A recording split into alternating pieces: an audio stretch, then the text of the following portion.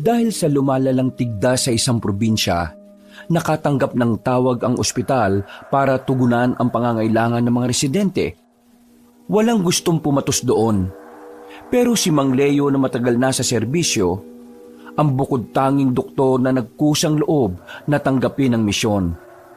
Kasama ng kanyang dalawang alalay, si Renan at Diego, tumungo sila sa nasabing probinsya.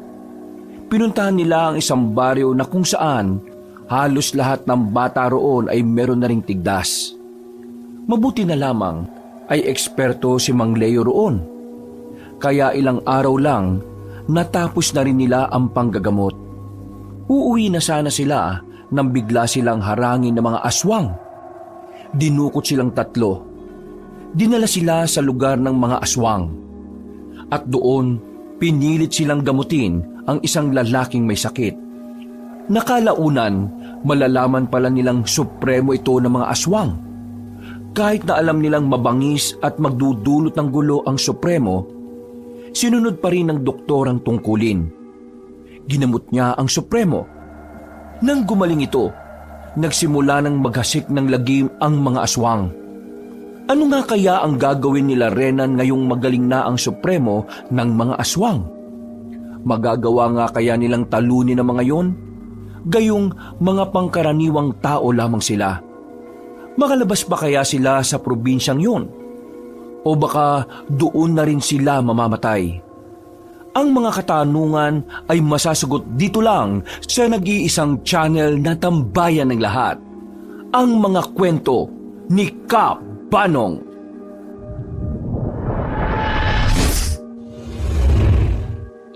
Isang dakilang palamunin lang sa bahay si Renan ng kanyang tiyuhin. Wala siyang ibang ginagawa kundi ang kumain at matulog. Mag-iisang buwan na siyang tambay mula nang palayasin siya ng kanyang mga magulang. Mabuti na lang, mabait ang kanyang tiyuhin na si Mang Leo. Isang veteranong doktor sa ospital ng Maynila. Mag-isa lang kasi sa buhay ang matanda. Tumanda na lamang itong binata. At ang pananatili ni Renan sa bahay nito ay malaking pabor sa matanda. Nauutusan din naman kasi si Renan kahit na papano. Kahit wala itong naaambag na pinansyal, ito naman ang nag-aasikaso ng bahay. Ganun pa man, palamunin pa rin ang turing ng binata sa kanyang sarili. Kumusta ang pag-uusap ninyo ng papa mo kanina? Nagkaharap na sila ng kanyang tiyuhin sa hapagkainan. Gabi na nun, 7:00. Ganitong oras talaga sila kumakain. At kailangang sabay silang dalawa kapag natataon na nasa bahay ang matandang lalaki. As usual, galit pa rin si Papa. Ikaw naman kasi, alam mo nang natanda na yung tao, iniinis mo pa lalo. Uncle, alam mo naman kasing hindi ko naman talaga trip yung trip nila ni Mama eh. Ano namang alam ko sa pagpapatakbo ng kainan nila sa Quiapo? Nakakapagod kaya yung ganong trabaho. Isa pa, ang dami ko namang kapatid. Makontento na sila sa mga yun. Hindi naman sa kinukonsinti kita ha. Pero alam mo, noong araw, ayaw ko rin sa gusto ng mga magulang ko. Sa gusto namin ng papa mo. Ang gusto kasi nila, magsundalo ako. Eto, doktor ako ngayon.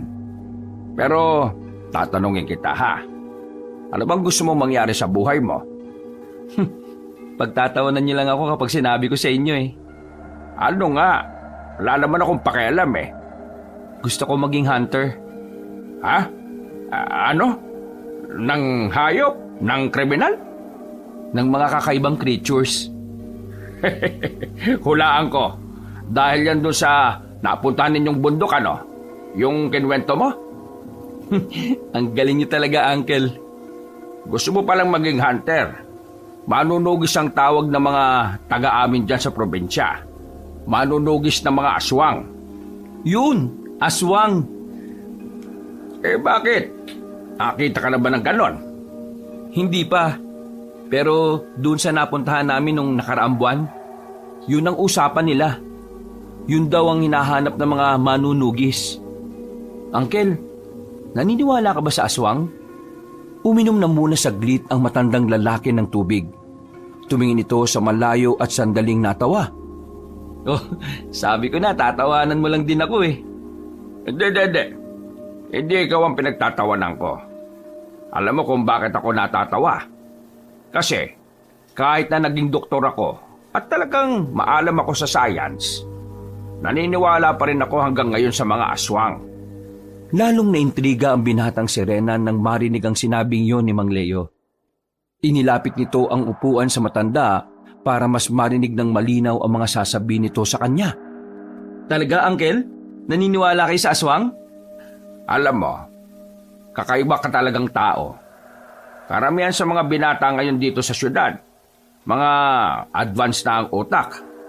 Puro gala, gimmick, puro katarantaduhan. Pero ikaw, kahit moderno na ang panahon, yung mga ganyang paniniwala pa rin ang pinagtutuunan mo ng pansin. Eh, tingin ko lang naman po kasi mas may thrill ang mga ganito. Masyado na kasing common yung mga interest ng mga kahenerasyon ko eh. Well, for me, totoo mga aswang. Naalala ko pa noong napasama rin ako sa isang volunteer team.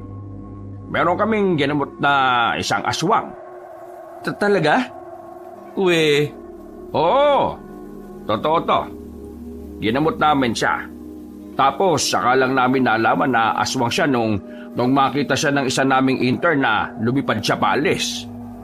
Nung una ay natawa kami kasi hindi man lang nagpasalamat. Pero kalaunan, kinilabutan din kami kasi napagtantungan namin na aswang ang isang yon. Anong ginawa nyo? Sinabi nyo ba sa boss nyo? Unfortunately, hindi sila naniwala. Napalingon silang dalawa sa telepono nang bigla yung nagring. Nagpaalam sandali si Mang Leo para sagutin ang tawag. Maya-maya lang ay bumalik naman agad ang kanyang tiyuhin. Emergency? Oo, bukas agad ang alis ko. Aalis ka? Bakit? Saan ang punta nyo? May isang baryo na kailangan ng doktor. Lumalala na kasi ang tigdas ng mga bata doon sa isang probinsyang yon. Mahirap na't baka kumalat pa. Kailangan ng volunteer. Ako na pumatos. Walang may gusto eh. Di mag-isa lang kayo. Bakit walang may gusto? Di ba sinabi ko kanina yung tungkol sa aswang? Na-trauma na sila.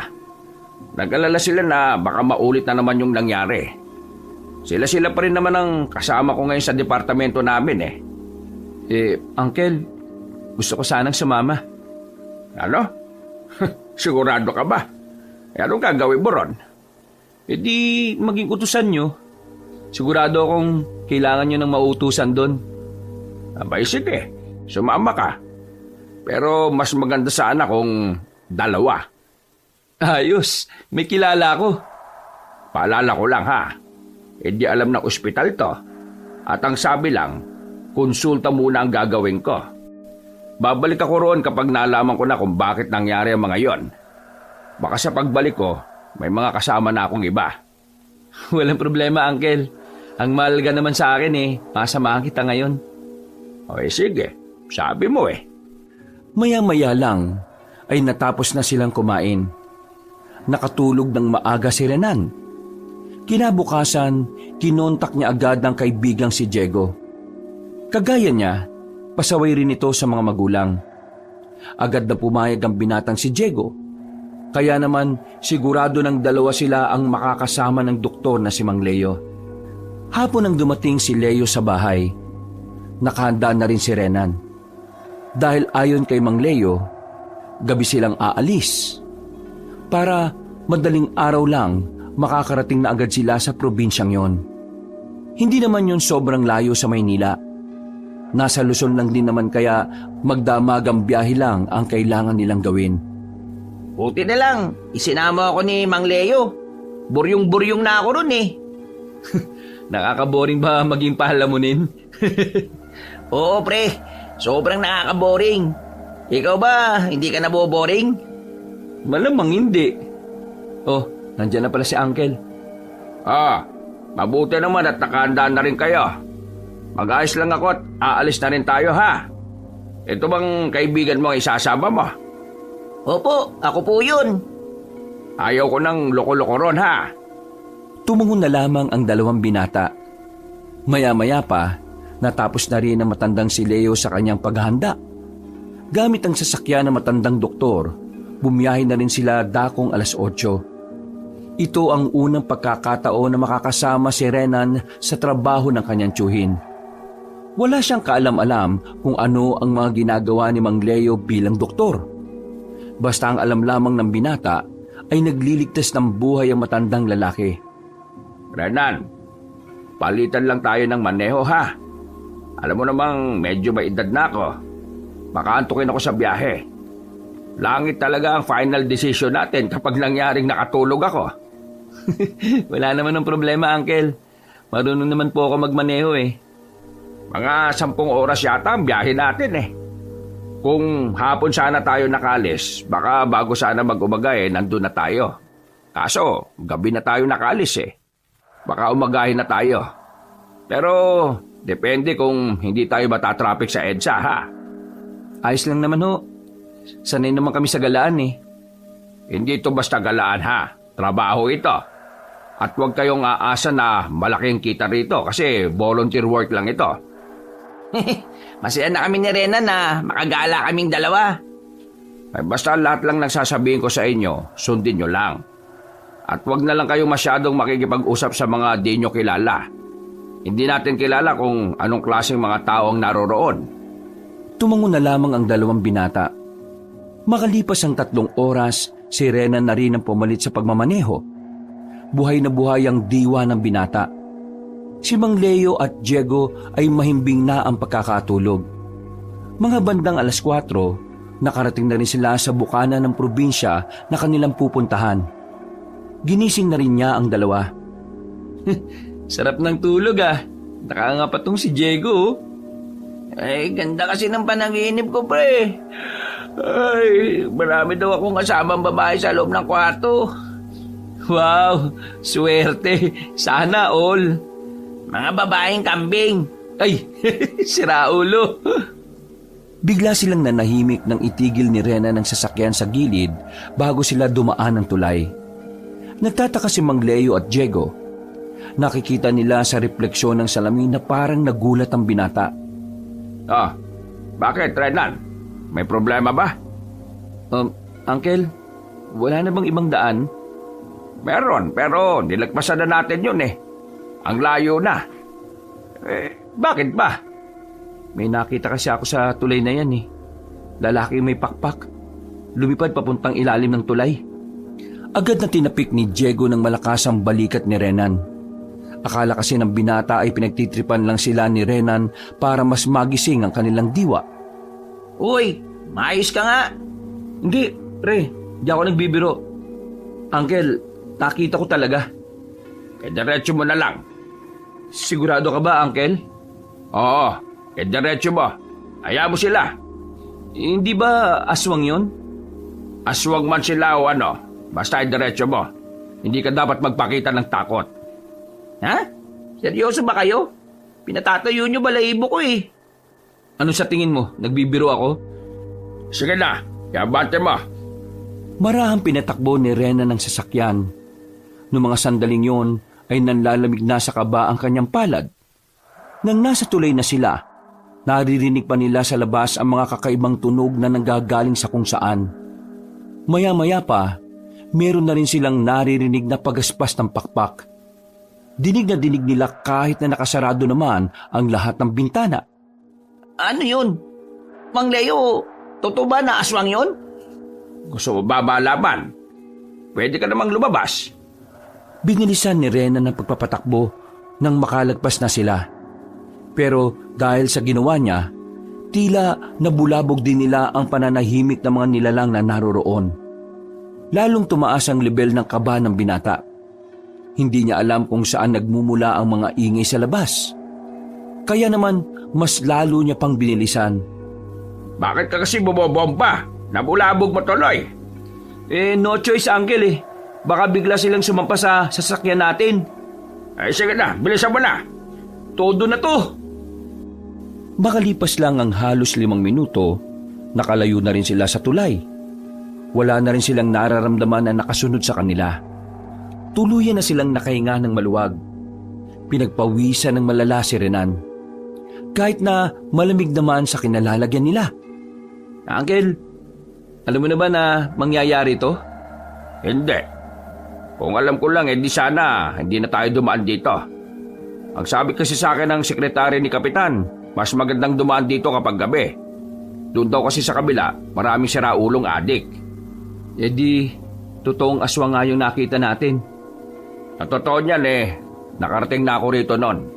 At sa probinsyang ito nangyari yung ikinuwento ko sa iyo tungkol sa mga aswang. Pambihira. Bakit hindi niyo naman sinabi kaagad? Di ka naman nagtatanong Kung totoo ngang may mga aswang dito, gusto ko lang malaman safe pa tayo dito? Tingin ko naman safe naman tayo. Kapag nakarating na tayo sa barangay Magsilang, marami ng mga tao ron na pwede nating hingan ng tulong. Pero ito lang ipapakiusap ko sa inyo Huwag na muna kayong maingay na may nakita tayong mga aswang. Wala tayong alam kung ano ang opinyon nila sa bagay na yon. Mga dakong 6:00 na nang maratingan nila ang barangay Magsilang. Tumigil na muna sila sa labas ng barangay at kinontak ang kapitan. Pahirapan din ang signal doon, kaya inabot pa ng ilang minuto si Mang Leo. Sino bang tinatawagan ng uncle mo? Yung kapitan ng barangay na yan. Hindi kasi tayo pwedeng pumasok agad Dapat may abiso ng kapitan. Baka mamaya, kuyugin tayo ng mga tao. Mapagkamalan pa tayong mayayaman na naghahanap ng lupang mabibili. Mukha namang ayos ang barangay na ito. Sementado na rin pala ang mga bahay. Pero makakalayo nga lang. Ganito talaga sa probinsya, pre. Layo-layo ang mga bahay. Buti nga rito, may supply na ng kuryente. Sa iba, wala. Hoy, kayong dalawa. Pasok na sa sasakyan. Sumagot na si Kapitana. Agad silang bumalik ng sasakyan at pumasok na din sa barangay. Dumiretso sila sa barangay hall. Agad namang silang sinalubong na matandang babae na si Lumen, ang kapitana ng barangay na yon. Mabuti naman at nakarating kayo. Pasensya na at nakatulog na ako kagabi Hindi na tuloy kita na-replyan. Halika kayo. Pumasok na kayo. Siguradong hindi pa kayo nag-aalmusal. Oo nga po. Gutom na po talaga kami. Parang gusto ko nga po ng hotdog na may itlog tapos... Uy, mahiya ka nga. Kapitan, pasensya na po kayo sa kasama namin May saltik kasi ito Ayos lang naman. Mas maganda ngang marami kayong kainin Siya nga pala.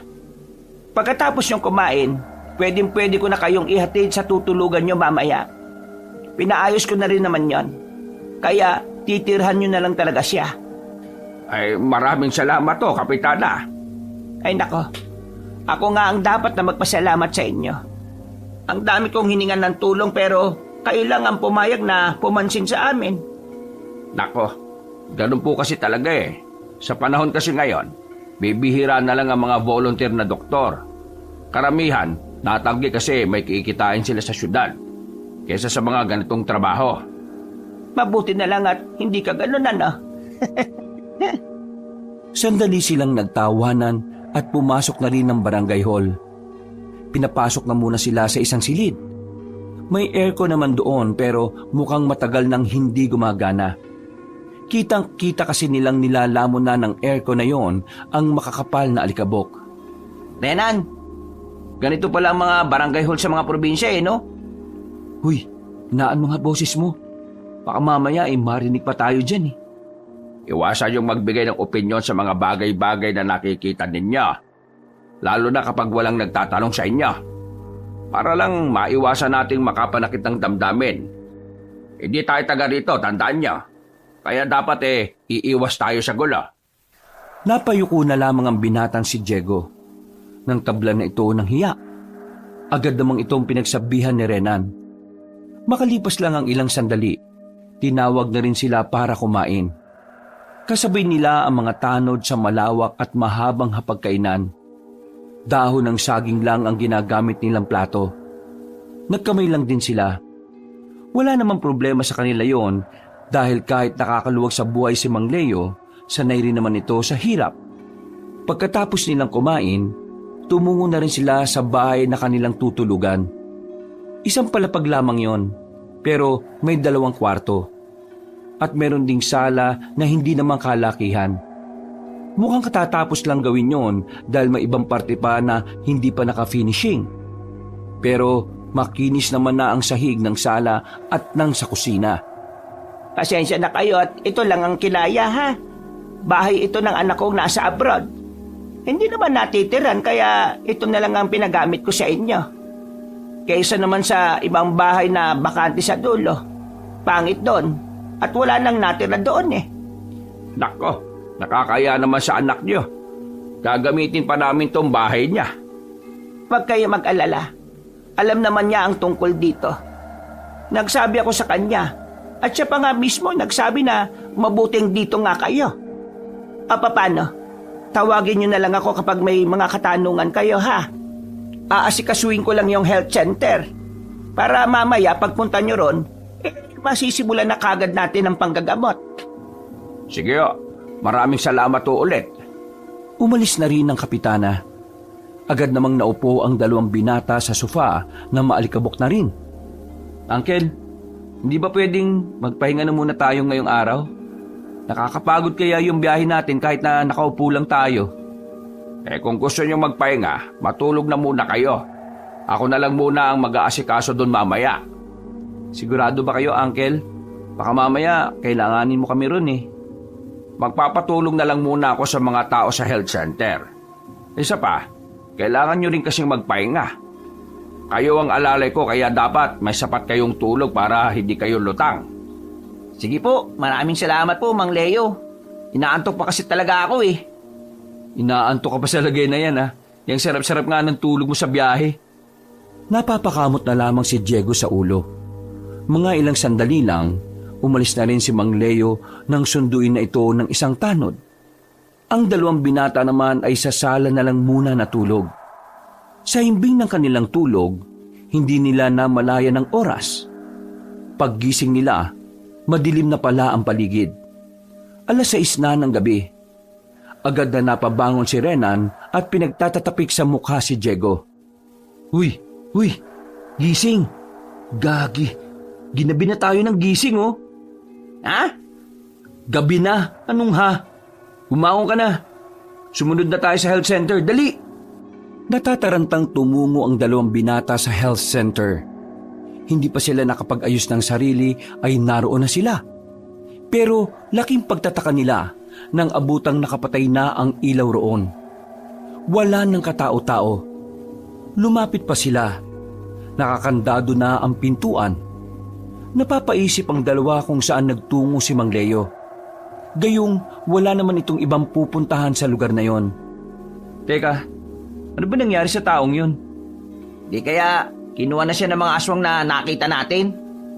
Uy, huwag ka nga magsalita ng ganyan. Baka may makarinig pa sa'yo eh. Malabo yung iniisip mo. Marami ng tao rito kaya imposibleng lapitan pa siya ng mga aswang. Nasaan ang tiyo mo kung ganon? Bakit akong tatanungin mo? Alam mo namang sabay tayong gumising. Tulig ka rin pala eh. Di ang mabuti pa. Pumunta tayo sa barangay at tanungin natin si Kapitan. Buti naman at may naisip ka rin matino ano. Wala silang sinayang na pagkakataon. Tinakbo na nila ang daan patungo sa barangay hall. Buti na lang at naabutan pa nilang papalabas ng gate ang matandang babae. Napangiti pa nga ito nang makita silang dumating. Mawalang galang na po, Kapitana. Magandang gabi na rin po. Pero nakita niyo po ba si Uncle Leo? Alam niyo po ba kung nasaan siya nagpunta? Si Leo ba? Hindi pa ba nakakauwi? Kanina kasi, pagtapos niya sa health center sinabi niya sa akin na maghahanap lang daw siya ng dahon sa gubat. Malapit lang naman ang gubat dito kaya sabi ko, sige. Alam ko kasing makakauwi siya agad. Pero wala pa pala siya. Wala pa rin po kasi. Kakagising lang din po namin. Kaya wala rin po kaming alam. Di bale, kami na lang po maghanap. Masasama ako na lang kayo sa mga tanod ko. Wag na po. Nakakaya naman po. Alam ko rin naman pong pagod sila ngayong araw. Hayaan na lang po natin sila makapagpahinga. Maana ka talaga sa tiyuhin mo. Mabait. O sige, balitaan niyo na lang ako kapag nahanap niyo na si Leo. Maraming salamat po ulit. Dali-daling tumakbo ang dalawa sa direksyon na itinuro sa kanila ng kapitana. Kahit medyo madilim na, ay hindi sila nakaramdam ng takot. Ang mahalaga na lamang sa kanila ay mahanap ang matandang si Mang Leo. Pero halos 10 minuto na silang naghahanap sa gubat ay wala naman silang makitang kahit anino man lang na matandang doktor. Hindi na sila lumayo pa dahil nababahala sila na baka hindi na sila makabalik. Wala silang nagawa kundi ang umalis na lamang at bumalik sa bahay. Sa puntong ito, nagsimula ng kabahan si Renan. Ayaw man niyang isipin pero pakiramdam niya may kinalaman ang mga aswang sa pagkawala ng kanyang tiyuhin. Pambira naman oh. Ngayon pa talaga nawala si Uncle. Saan ba kasi nagpunta yung isang yun? Baka nga nakuha na siya ng aswang. Napatingin silang dalawa sa pintuan sa gilid nang bigla itong magbukas. Lumabas mula roon ang matandang si Leo na papikit-pikit pa. Nakahinga naman sila ng maluwag nang malamang nasa ligtas na kalagayan pala si Mang Leo. Bakit pa ang lakas ng boses ninyo? Ano ba problema? Buti naman at nandiyan ka lang pala. Akala namin hindi ka na nakalabas ng gubat Kanina pa po ba kayo dyan natutulog? Siguro nung 1 oras na kayong tulog natulog na rin ako. Wala pa naman kasing gagawin sa health center. Nagkaroon lang naman ng check-up sa akin yung ibang health workers doon. Diyos ko, akala ko talaga napano ka na anong balita sa kanila? Hindi naman tigdas ang tumama sa kanila Hindi tigdas? Kung ganun, ano po? Yun ang hindi ko pa nalalaman. Kanina, nagpunta ako sa gubat para sana maghanap na lang ng halamang gamot. Baka kako mas epekto ang halamang gamot na mahahanap ko. Pero hindi ko pa alam kung magiging ayos sila sa nakuha ko kanina. Bukas ko pa malalaman. Di kung ganun, yung mga dala nating gamot, hindi na natin magagamit? Hindi na. Hindi natin pwedeng gamitin yon kasi pangtigdas lang yon. Kakaibang sakit yung dumapo sa kanila. Pero ito ang ipinagtataka ko. Hindi naman nakakahawa to pero bakit marami sa kanila ang merong ganon? Hindi nakakahawa? Pero teka, paano dumami ang kaso ng ganyan? Baka sa kinakain nila. Yan ang aalamin natin. Kaya nga bukas, sumama na kayo sa akin sa health center. Seryoso silang tiningnan ni Mang Leo at sa tingin na yon, alam ni Rena na kailangan na rin nilang seryosohin ang mga nangyayari. Nawala pansamantala sa kanilang isipan ng tungkol sa mga aswang. Dahil kinaumagahan, agad nilang inasikaso ang mga dapat nilang gawin. Pagdating nila sa health center, pinaalam ni Mang Leo sa kapitana na hindi tigdas ang sakit na meron sa mga residente. Nang malaman din ng lahat na hindi naman nakakahawa ang mga yon, tila guminhawan na rin ang pakiramdam nila. Dahon ng gabi at dahon ng tanglad na ibinabad sa suka at asin. Yun ang remedyong gamot na ginamit ni Mang Leo.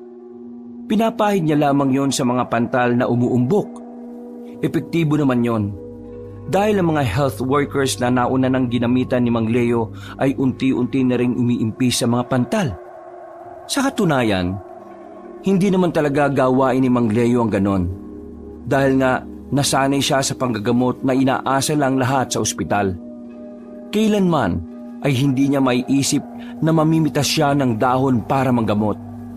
Pero alam naman din niya na mas mainam ang herbal. Natutuhan niya yon sa kakilala niyang albularyo sa Capiz. Di ba gawain ng albularyo yung ganyan? Albularyo ba yung tiyuhin mo? Baliw, hindi. Pero di ba nakakatawa? Kasi ang mga doktor hindi naniniwala sa mga albularyo.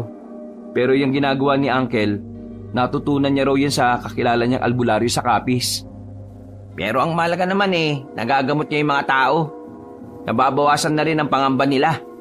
Kasi di ba, kung sakaling tigdas nga yan malala na. Baka mamatay silang lahat. Mismo. Kaya magpasalamat na lang tayo.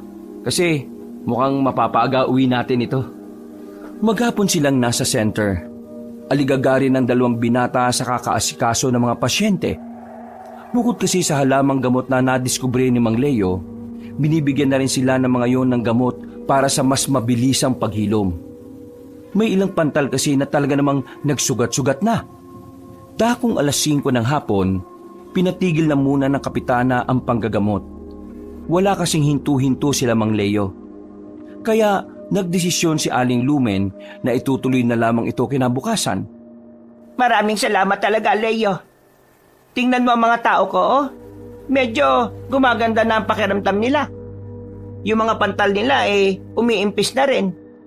Paano mo nalaman na ang dahon na yun ang gamot sa pamamantal nila? Paano mo nalaman na hindi tigdas ang problema ng barangay na ito?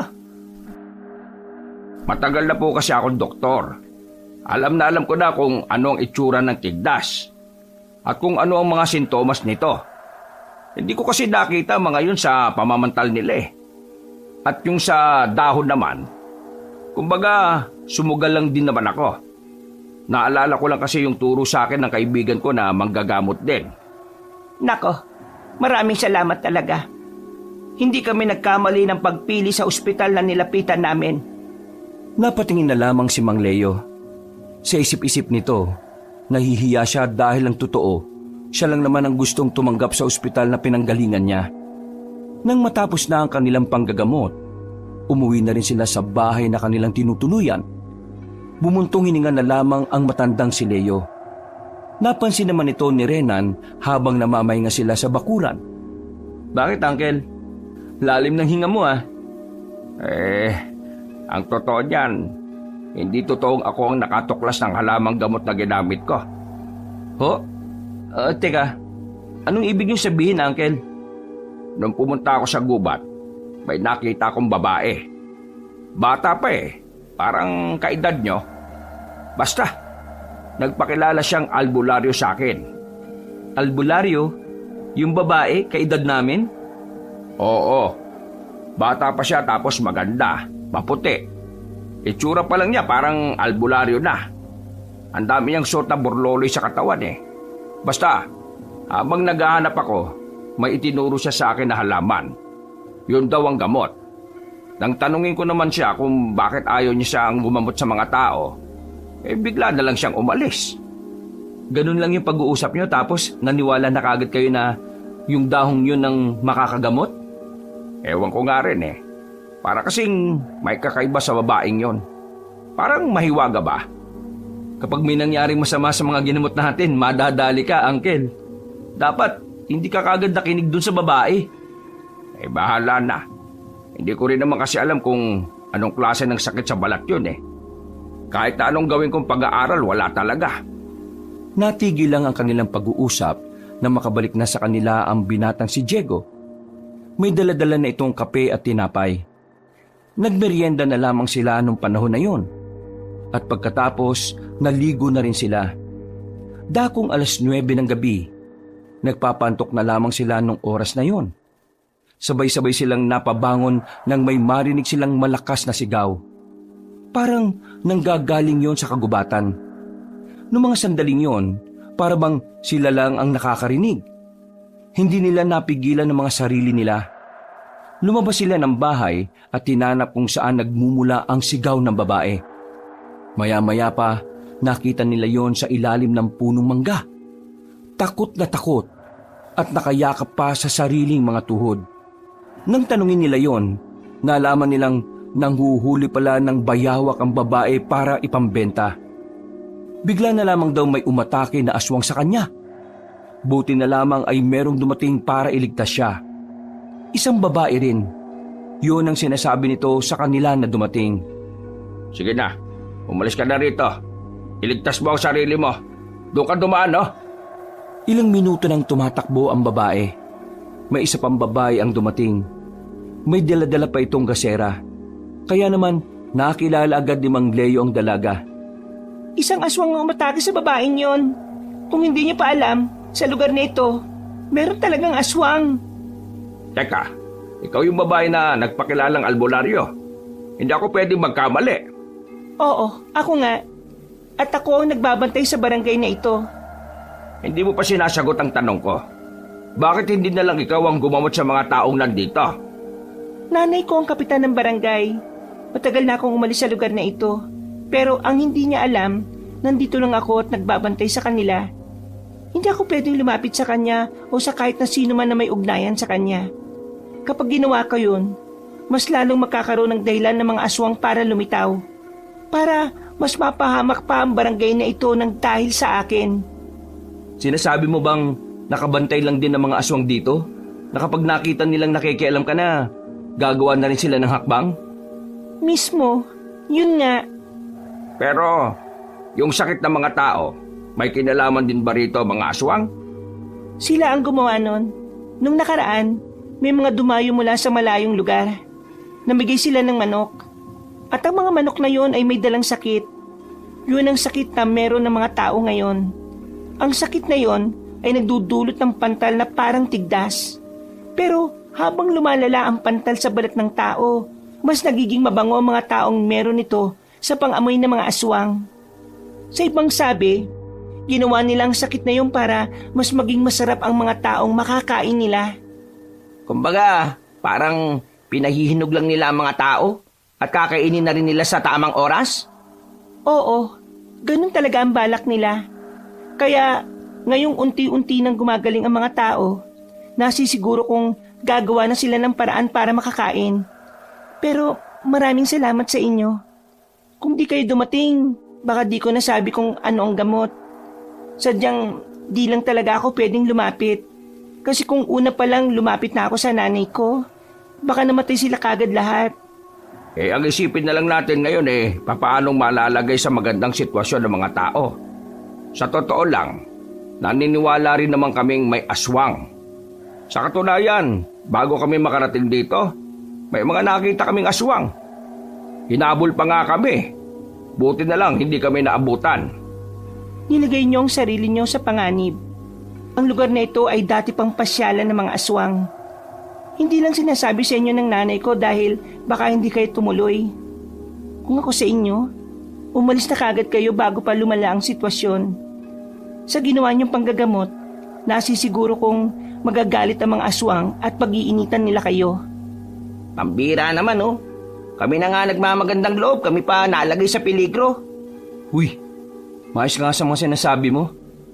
Kapag nasiguro kong magaling na ang lahat ng mga tao, saka kami aalis. Sa ngayon kailangan lang muna namin na mag-ingat. May mangilan-ngilan pang hindi nalulunasan. Bukas ng gabi, pumunta kayo rito. Meron akong ibibigay sa inyo ng mga pangontra. Para kapag nilapitan kayo ng mga aswang, hindi nila kayo mahawakan. Maganda nang sigurado tayo. O siya, sige. Maraming salamat sa mga sinabi mo. Sige na, umalis na kayo. Huwag na kayong lalabas muna ng bahay kapag gabi, ha? Teka, ano ba pangalan mo? Rumina. Rumina ang pangalan ko. Ako naman si Leo. At itong dalawang kasama ko naman si Renan at Diego.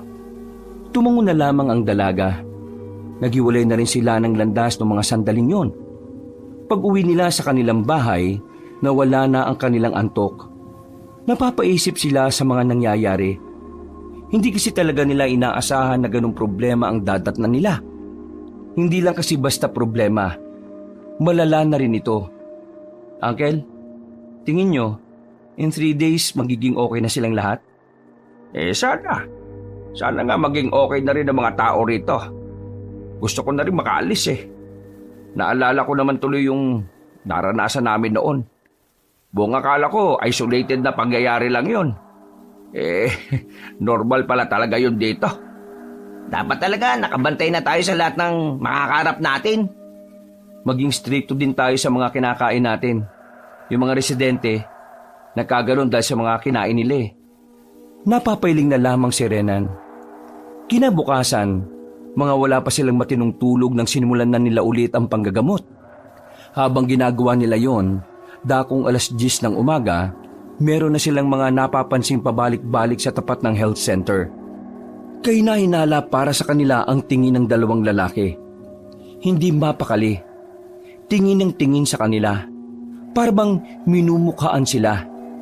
Pre, tingnan mo yung dalawang lalaki sa likuran Kanina pa pabalik-balik dito yan. Sige, diyan ka lang. Bakit? Anong gagawin mo? Lalapitan ko. Sandaling binitiwan ni Renan ang mga hawak niya. Nang mapansin ng dalawang lalaki na lalapitan na sila, nagmamadaling umalis sa mga yun. Susundan sana ni Renan, pero meron siyang nakabanggaan na matandang lalaki. Puti na ang buhok nito. Hindi pa naman mukhang mahina. Nakakatayo pa naman na maayos. Pero sige ito ubo ng ubo. Napahawak pa nga ang matanda sa bakuran. Inalalayan ito ni Renan. Ayos lang po kayo? Masama ang pakiramdam ko. Kailangan ko ng gamot. Sige ho, dito lang po muna kayo. Papasok lang ako sa loob. Kakausapin ko si Uncle at hahanapan ko kayo ng gamot ninyo. Sige, maraming salamat. Tumingin sa kanya ng seryoso ang matanda. Namumungay na ang mga mata nito kaya nasisiguro niyang masama talaga ang pakiramdam nito. Nagmamadaling umalis si Renan. Pinunta niya si Mang Leo. Nang sabihin na matanda kung nasaan nakalagay ang gamot, nagmamadali na niyang kinuha yun. Ang kaso nga lang, pagbalik niya sa labas ay hindi na niya inabutan ng matandang lalaki. Teka, saan nagpunta yung matandang yun? Sabi niya kailangan niya ng gamot, tapos biglang nawala. Lumingon-lingon siya sa labas, pero hindi na niya yun nakita pa. Napapakamot na lamang sa ulo si Renan. Bumalik na lamang siya sa loob at pinagpatuloy ang pagtulong sa kanyang tiyuhin. Maghapon silang ng gamot. Dakong 6:00 na sila natapos. Leo, mga bandang 7:00, pumunta kayo sa barangay ha. Magsalo-salo tayo ron. Ay, maraming salamat po, Kapitana. Sige po, paliligo lang po kaming 3. Pasasalamat ko ito sa inyo dahil yung mga nauna niyong ginamot ay gumaling na. Maraming salamat po talaga. Ay, wag po kayo sa akin magpasalamat. Pero hindi bale, mas gagaling na silang lahat. Ipagdasal na lang natin sa Panginoong Diyos. Napangiti na lamang si Aling Lumen sa kanila. Mga ilang sandali lang ay umalis na rin sila at umuwi ng bahay.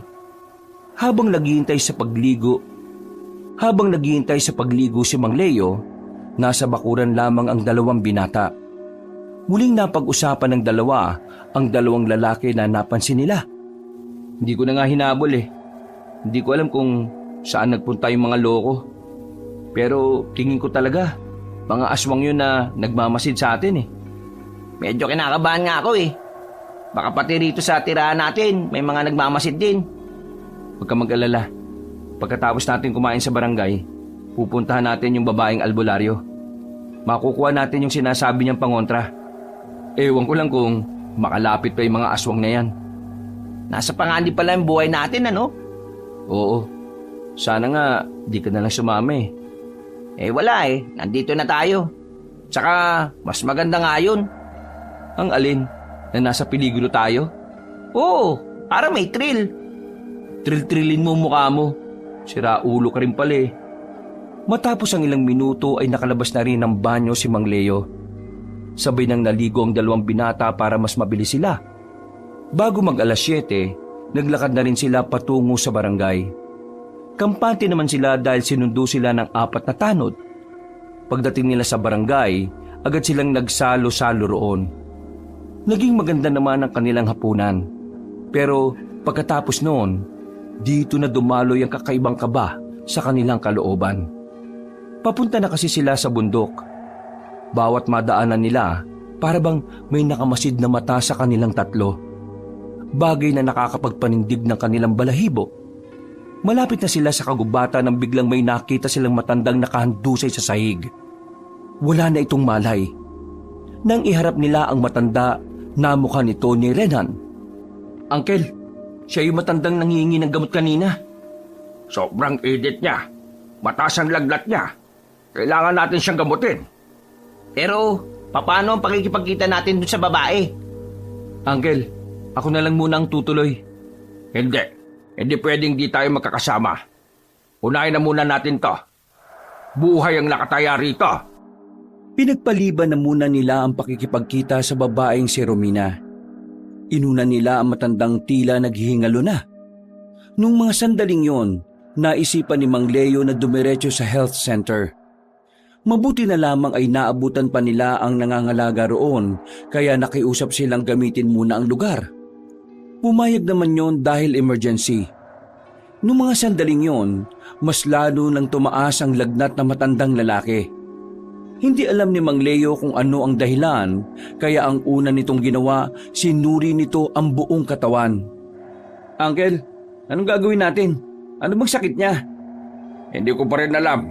Mabilis ang tibok ng puso niya eh. Mataas ang lagnat. Kaya hindi kakayanin na malaman agad ngayon kung ano ang rason ng mataas niyang lagnat. Gising na siya oh. Manong, anong nangyari sa inyo? Bakit kayo nilalagnat? Hindi agad nagsalita ang matanda. Tila kinikilala muna sila nito. Manong, isa akong doktor. Sabi mo sa akin kung anong nararamdaman mo at matutulungan kita. Yung hita ko, may bukol.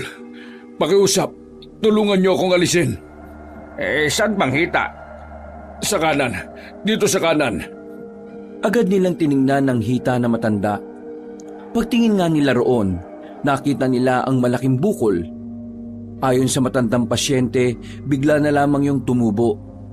Nasa 5 minuto lamang na sinuri ni Mang Leo ang bukol, tila malaking sugal ang ginawa niya noong mga sandaling yon. Hindi kasi siya sigurado kung ano ang nasa loob ng bukol at hindi rin naman niya expertise ang surgery. Pero sa puntong ito, wala na siyang magagawa. Kailangan niyang isugal ang pagkakataon dahil mamamatay ang matanda sa sobrang sakit kapag wala silang ginawa. Kinuha ni Mang Leo ang mga kagamitan na magagamit niya. Wala nang pampamanhid. Hiniwa na agad niya ang bukol. Lumabas mula roon ang mga nana. Isa pala itong namuong dugo na nabalutan ng nana, na kapag hindi natanggal ay maaaring magdulot ng cancer. Maingat na inalis ni Mang Leo ang bukol. Nilinis na rin niya yon at tinanggal ang mga nana. Wala pang 20 minuto, tinatahinan niya ang hita na matanda. Hindi rin kasi pwedeng matagal na nakabukas ang hita nito dahil baka mas lalo lang itong maimpeksyon. Natanggal ko na ang bukol. Nalinis ko na rin ang sugat. Sabihin mo sa akin ngayon, nabawasan ba yung sakit ng hita mo? Oo, nabawasan. Hindi na kasing sakit ng kanina. Nagagalaw ko na rin ang hita ko. Ay sige, dumito ka na muna sa center. Kailangan mo makapagpahinga. Mamaya kukuha pa ako ng mga gamot sa bahay. Iinumin mo yon 3 beses sa isang araw para mas madali yang maghilom. Tagasan po ba yung pamilya nyo? Para ipasundo na lang po namin kayo bukas ng umaga. Wala. Wala akong pamilya. Kahit po mga kakilala nyo, wala? Wala. Wala na kahit na ano. Hayaan nyo na muna siya makapagpahinga. Renan, Diego, dumito na muna kayo. Kukuha lang ako ng gamot. Sige po, Uncle. Nagmamadaling umalis sa matandang si Leo. Naiwan ng 2 binata para bantayan ang matandang pasyente. Nakaupo lamang sila sa tapat ng health center habang naghihintay. Hindi nila maiwasang hindi kabahan dahil madilim na sa labas. Wala na rin katao-tao. Nag-aalala rin sila para sa kaligtasan ni Mang Leo dahil mag-isa lang itong maglalakad. Sigurado ka bang ayos lang tiyo mo? Oo, sabi niya kaya niya na yun. Bakit? Kung susunod ba ako sa kanya kaya mo rito? Hindi. Tingnan mo nga oh. Nakakatakot tong health center. Kapag gabi, akala mo abandonadong bahay na makikita lang sa mga horror movies. Ang OA mo naman. Tara, pumasok na lang tayo sa loob. Baka gising na si Manong. Umupo na lamang sila sa tapat ng kama ng matandang lalaki. Tahimik lang silang nakatingin doon. Medyo napapatagal na rin si Mang Leo kaya medyo napapaisip na rin si Renan. Maya-maya pa, narinig nilang bumukas ang gate sa labas. Napatayo na sila nang akalaing si Mang Leo na ang papasok. Pero nabigla sila nang makitang may 7 lalaking pumasok sa loob. Halos lahat ng mga yon ay kulay pula ang mga mata. Namumutla ang mga balat. Teka! Sino ba kayo? Saan niyo siya dadalhin? Hinawakan ni Renan sa braso ang lalaking malapit sa kanya. Naramdaman niya ang kakaibang lamig ng balat nito. Nang tumingin yun sa kanya, nakaramdam siya ng matinding kilabot. Sobrang sama ng tingin ng lalaki. Parang kulang na lang ay sakmalin na siya nito. Hindi niyo ba ako narinig? Saan niyo? Wala kang pakialam. Kung gusto mo pang mabuhay, panahimik ka na lang. Aba, ang angas mo rin ano? Pre, hayaan mo na. Sino ba kayo?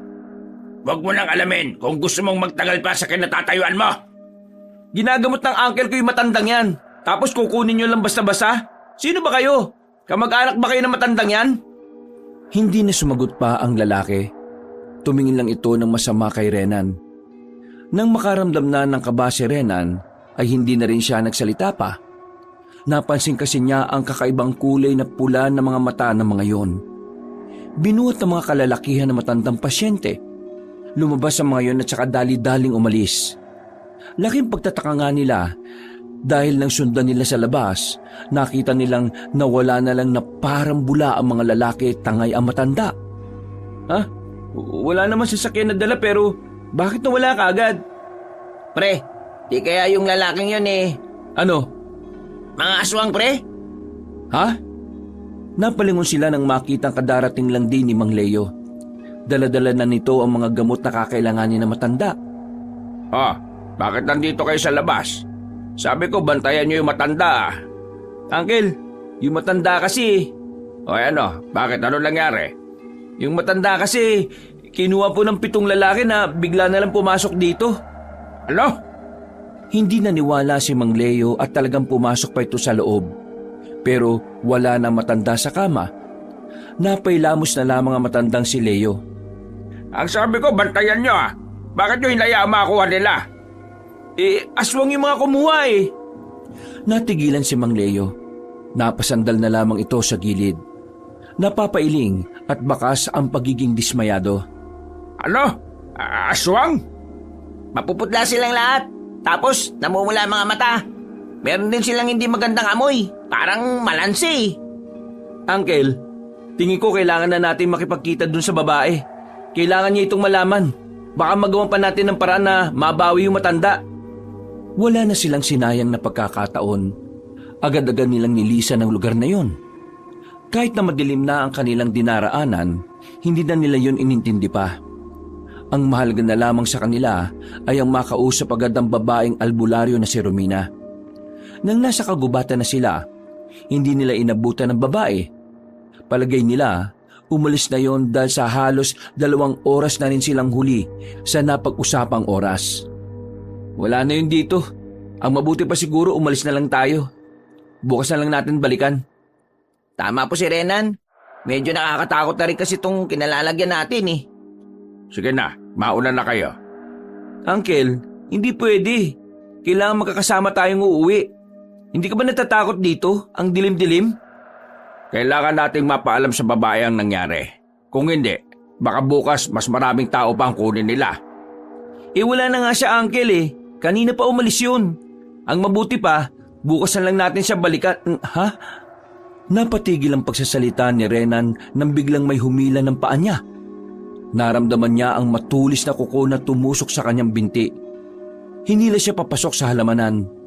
Nang bitiwan na siya, kahit madilim ay alam niyang aswang ang nasa harapan niya. Aswang! Uncle! May aswang dito! Papunta na kami! Wag! Wag! Ang dami nila! Hindi makagalaw ang binatang si Renan. Habang nakaupo, napansin niyang may iba pang aswang ang lumalabas mula sa gilid. Hindi niya alam kung ilan na mga yon. Basta palagay niya, hindi yun lalagpas ng 10. Nung mga pagkakataong yon, alam na ni Rena na maaring yun na ang huling sandali niya sa mundo. Napapikit na lamang siya nang makitang lalapit na ang lalaking aswang. Buti na lamang ay dumating ang babaeng si Romina. May dala-dala itong pana. Pinagtititiran nito ng palaso ang mga aswang. Nang makalapit naman ito, ay agad nitong ginamit ang husay nito sa paghawak ng itak. Pinagtatataga niya ang mga aswang. Napatay nito ang halos kalahati. Ang ibang aswang naman ay agad na umakyat sa mga puno. Miss, ikaw ba yan? Kanina ko pa kayo hinihintay. Buti bumalik ako. Muli itong pumorma. Nang makaramdam ang mga aswang na hindi nila kakayanin ng dalaga, hindi na nagsayang ng oras sa mga yon para lumaban. Nag-atrasa ng mga aswang. Nakahinga naman ng maluwag ang binatang si Renan. Oh, Robina, Umalis na muna kayo rito bago tayo mag-usap. Baka may mga rumesbak pa. Sumunod kayo sa akin. Nauna nang naglakad ang dalaga. Sumunod naman sila roon. Iika-ika pang naglakad si Renan dahil nasugatan ang kanyang binti. Halos 15 minutos lang din ang nagdaan. Meron silang narating na 3 bahay. Magkakatabi ang mga yon. May malawak ding bakuran. Dito ako nakatira. Ang mga kasama ko dito yung mga manunugis. Kami ang mga tumutugis sa mga aswang. Kami ang dahilan kung bakit hindi nila magawang sakupin ng barangay magsilang. Huwag kayong mag-alala. Ligtas kayo habang nandito kayo. maraming salamat. Napahawak na lamang sa dibdib si Renan. Nakahinga na rin ito ng maluwag. Ang iniisip na lamang niya ay ang kanyang sugat sa binti. Ako lang nilinis ng sugat mo, Renan. Nadala ko naman dito yung mga gamit ko eh. Sige na, umupo ka na dyan. Kukuha lang ako ng pwede nating higupin. Pasensya na. Hindi kami nagpapapasok ng bagong salta sa mga bahay namin. Ayos lang naman. Naiintindihan naman namin. Halos maihina sa salwal ang binatang si Renan nang simulan na ng kanyang tsuhin ang paglilinis ng kanyang sugat. Pawis na pawis ang binata kahit na malamig naman noong mga sandaling yon. Makalipas lang ang halos 20 minuto ay natapos na rin yun. Napasandal na lamang si Renan sa tabi ng puno. Tableya yan. Mainit-init pa. Gawa yan ng pinakamatandang manunugi sa amin nung buhay pa siya. Noong nakaraang linggo lang siya namayapa. Mga aswang din ang may kagagawan. Sinabi mo ba talaga yan para di na kami makatanggi? Bakit ka naman tatanggi? Masarap naman ang tableya. May gatas pa oh. Lumina, may gusto rin pala kaming ikwento sa'yo. Tungkol saan? Tungkol ito sa kung bakit kami natagalan. Kanina kasi, pagtapos ng kainan sa barangay, dapat pupuntan na rin talaga kami sa'yo. Ang kaso nga lang, may matandang lalaki ang bigla na lang naming nakitang nakahandusay. Tinulungan namin siya kasi trabaho naman talaga ni Uncle na magligtas ng buhay. Dinala namin siya sa center. May bukol siya sa hita. Natanggal ni Uncle yon. Kaso nung matapos na, may mga kalalakihan na dumating. Palagay namin mga aswang yun eh. Kinuha nila yung matanda. Pinagbantaan pa kami. Dahil sa kwentong yun ni Renan, nagbago ang reaksyon ng mukha ni Romina. Nabalot ito ng pagkabahala. Kinabahan naman sila Renan dahil sa naging reaksyon nito. Bakit, Romina? May problema ba? Ginamot niyo ang supremo ng mga aswang. Ginamot niyo ang supremo ng mga aswang. Napalakas ang pagkakasabi ni Romina kaya napukaw din ito ang atensyon ng ibang kasamahan. Lumapit na rin ang mga yon. Ang iba ay masama na ang tingin sa tatlo. Supremo ng mga aswang ang matandang yon? Paano nangyari yun eh? Hinang-hina naman nun. Siya ang pumaslang sa sinasabi ko sa inyong pinakamatandang manunugis. Naglaban silang dalawa at ang bukol niya sa hita ang kasama namin ang may gawa nun. Isa yung sakit na nakamamatay na sinadyang ilagay sa supremo para mawala na siya sa mundo. Bakit nyo inalis ang bukol? Sa ginawa nyo, mas binigyan nyo lang siya ng pagkakataon na maghasik ng lagim. Ngayong magiging maayos na ulit ang supremo nila. Mas lalakas na ulit ang kanilang loob. Teka lang naman. Bakit kayo ganyan? Bakit parang kasalanan pa namin? Wala naman kaming alam sa supremo na yan. Ang unang pumasok sa isipan ko ay tulungan siya dahil kailangan niya ng tulong medikal. Ginawa ko lang ang trabaho ko.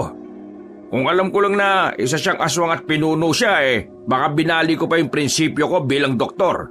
Pero wala talaga akong kaalam-alam Wala namang mangyayari kung sisisihin niyo pa kami. Nabiktima lang naman kami ng panloloko nila Baka sinadya nila yon dahil alam nilang may doktor na galing sa Maynila. Ang isipin na lang natin ngayon, paano natin mapaghahandaan ang pag-asik nila? Madali lang sabihin ang paghandaan, pero wala kayong alam sa tunay na nangyayari. Malakas ang supremo at wala na ngayon dito ang pwede makatalo sa kanya. Anong magagawa natin ngayon? Nangyari na. Huwag niyo kaming sisihin. Sana kasi kung di nila kami pinapunta rito, hindi naman mangyayari ang lahat ng to Tama na, Renan. Walang mangyayari kung magtuturoan tayo. Romina, wala na tayong magagawa. Kailangan natin gawin.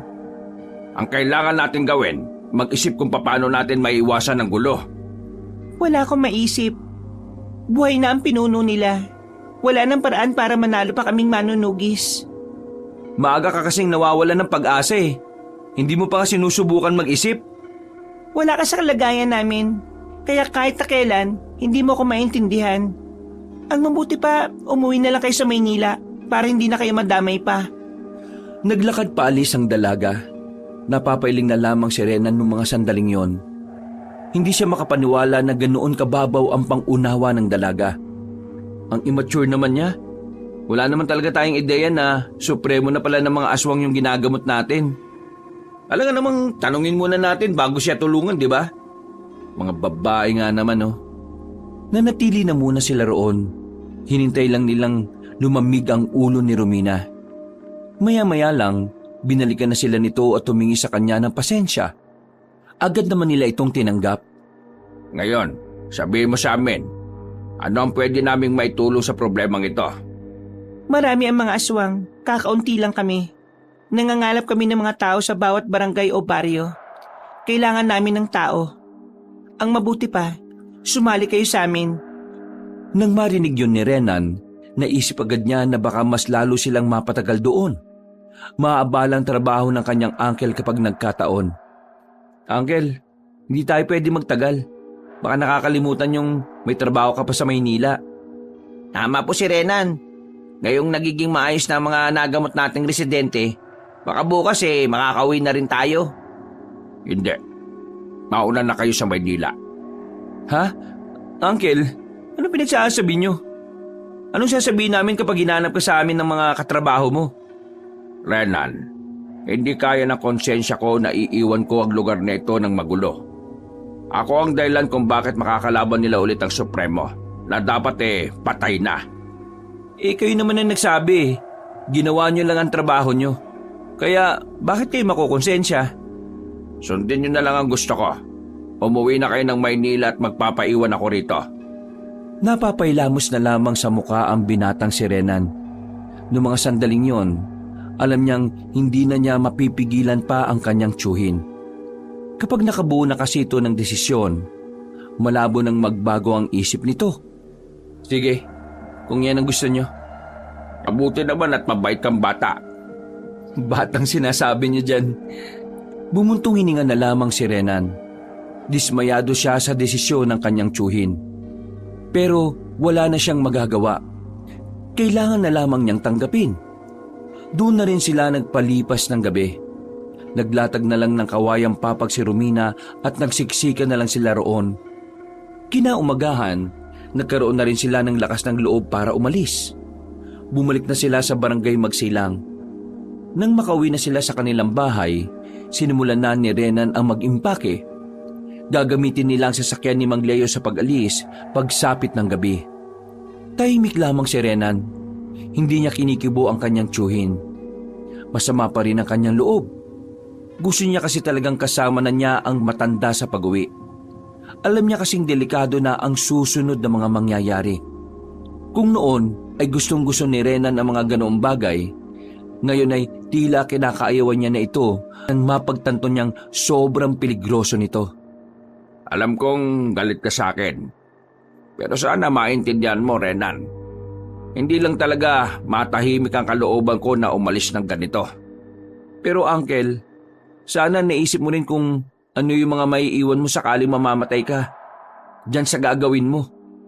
Anong alam mo sa pakikipaglaban sa mga aswang? Tutusukin mo sila ng mga gamit mo? Babatuin mo ng gamot o kaya sasampalin ng gloves? Ikaw talaga, oh.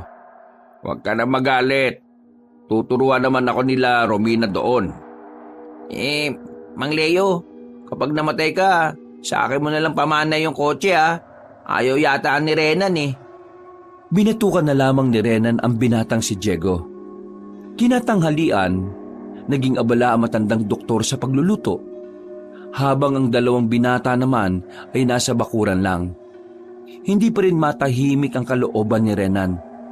Pakiramdam niya kasi ayaw niyang iwan ang kanyang tiyuhin. Habang nagmumuni-muni sa labas, Tiningnan niya ang pulseras na nakasuot sa kanyang kaliwang kamay. Isa itong maliit na tali at merong palitaw na itim na bato. Galing kay Romina. Pangontra daw sa mga aswang para hindi sila mahawakan. Parang nabibili lang natin to sa Quiapo oh. Pre, di ba yun yung lalaki nakita natin na bumuhat sa matandang ginamot ni Mang Leo? Itinuro ni Diego ang napadaan na lalaki sa harapan ng kanilang bahay. Nagmamadali nitong kinuhang itak sa likuran ng pinto. Dahil alam niyang aswang ang lalaki, ang unang pumasok sa kanyang utak ay paslangin yun. Uy, anong gagawin mo? Ano pa? Di papatayin. Aswang yun eh. Uy, teka, uminahon ka. Hindi mo naman alam kung anong kaya niyang gawin eh. Di tatanong ko. Nakalis ang binatang si Renan. Hinabol niya ang lalaking naglalakad. Pero nang lumiko na yon sa isang kanto, laking pagtataka niya nang biglang wala na yun doon. Ay, pambihira naman to. Ang bilis maglakad. Bigla na lang siyang nawala eh. Nandito lang yun. Hindi ako pwede magkamali. Ako ba hinahanap niyo? Napalingon sila sa likuran. Nakita nila ang lalaking matangkad. May kalakihan ng katawan. Higit sa lahat, namumutla ang balat. Napatingin ang lalaking yon sa hawak-hawak na itak ni Renan. Sa hindi malamang dahilan, bigla na lamang itong natawa ng mahina. Nainsulto naman si Renan dahil doon. Pero pinilit niyang maging kalmado. Anong nakakatawa? Tingin mo talaga nandito ako para magamit mo sa akin yan? Anong ginagawa mo rito kung ganon? Mag-aasi ka? Papatay ka ng tao? Narito ako para ibigay sa inyo to. Dumukot ang binatang yon ng 3 itim na medalyon. May marka ito ng imahe ng araw. Anong gagawin namin dyan? Binibigay ko ito sa inyo bilang pasasalamat ng Supremo sa pagliligtas nyo sa buhay niya. Ang medalyon na ito ang magsisilbing proteksyon ninyo. Kapag nakita ito ng aswang, hindi kayo gagalawin. Wala kang karapatang magdalawang isip. Alam kong aalis na kayo mamaya. Magagamit nyo ito para makabalik kayo sa Maynila nang walang nangyayaring masama sa inyo. Hinagis ng lalaki ang 3 medalyon at naglakad na rin yon palayo. Bago ito tuluyang makalayo, may pahabol pa itong sinabi sa kanila. Huwag na kayong makialam. Mawawala ng bisa ang medalyon na yan kapag nakisali kayo sa gulo. Dinampot ni Rena ng 3 medalyon. Napagtanto kasi nitong mahalaga yon para sa kanila. Nang makabalik na sila ng bahay ay agad na pinakita ni Rena ng medalyon sa kanyang tiyuhin. Hindi ko na kailangan yan. Mas kailangan nyo yan. Pero binigyan na tayo ng proteksyon ng Supremo. Huwag na tayong makialam. Rena naman, nag-usap na tayo kanina. Hindi na nga mababago ang desisyon ko. Babawi ako sa kanila sa nagawa kong pagkakamali. Ay nako, bahala kayo. Diego, aalis na tayo mamaya. Kung ayaw niyang sumama, di wag. Hirap talagang kausap ng matatanda kahit na kailan. Oh, saan ka naman pupunta? Magpapahangin. Kahit na medyo tirik ang araw, lumabas na lamang si Rena ng bahay. Suot-suot niya ang isang medalyon. Malakas ang kanyang loob dahil doon. Kakalakad niya, hindi na niya namalaya na nakarating na rin pala siya sa bandang dulo ng barangay.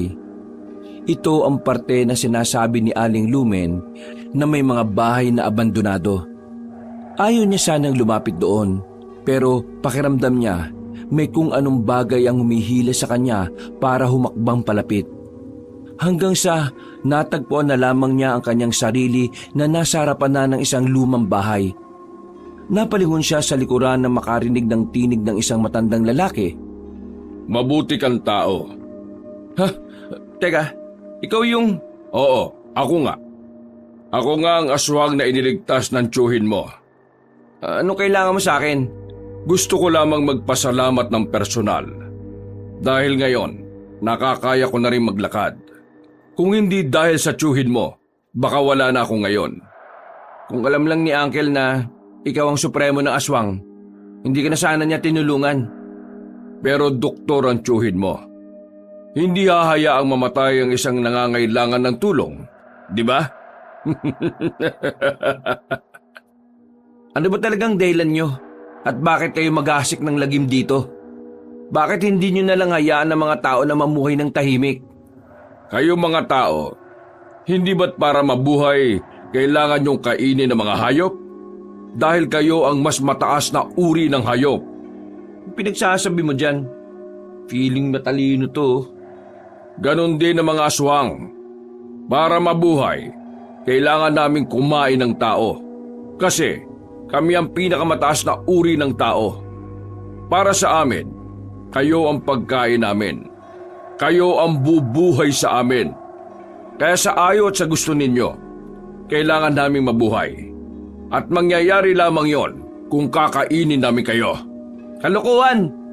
Hindi naman kayo kasama sa nilikha ng Diyos ha. Kaya wala kang karapatan na sabihin na kayo ang pinakamataas na uri ng tao. Mga salot lang kayo sa lipunan. Salot sa lipunan? Sino nagsabi? Saan mo nalaman yan? Sa comics? Sa libro? Sa chismis? Napatingin si Renan sa gilid. Agad niyang kinuha ang malaking bato. Akmang ipapalo na sana niya yon sa kanyang kaharap pero biglang nawala ang matanda. Pagtingin niya, nasa ibabaw na yon ng bubong ng bahay. Binibigyan kita ng babala, iho. Umalis na kayo bago gumabi. Dahil mamaya, sisiklab ang kaguluhan. Maraming mapapahamak. Maraming mamamatay. Kaya habang may oras ka pa, umalis na kayo.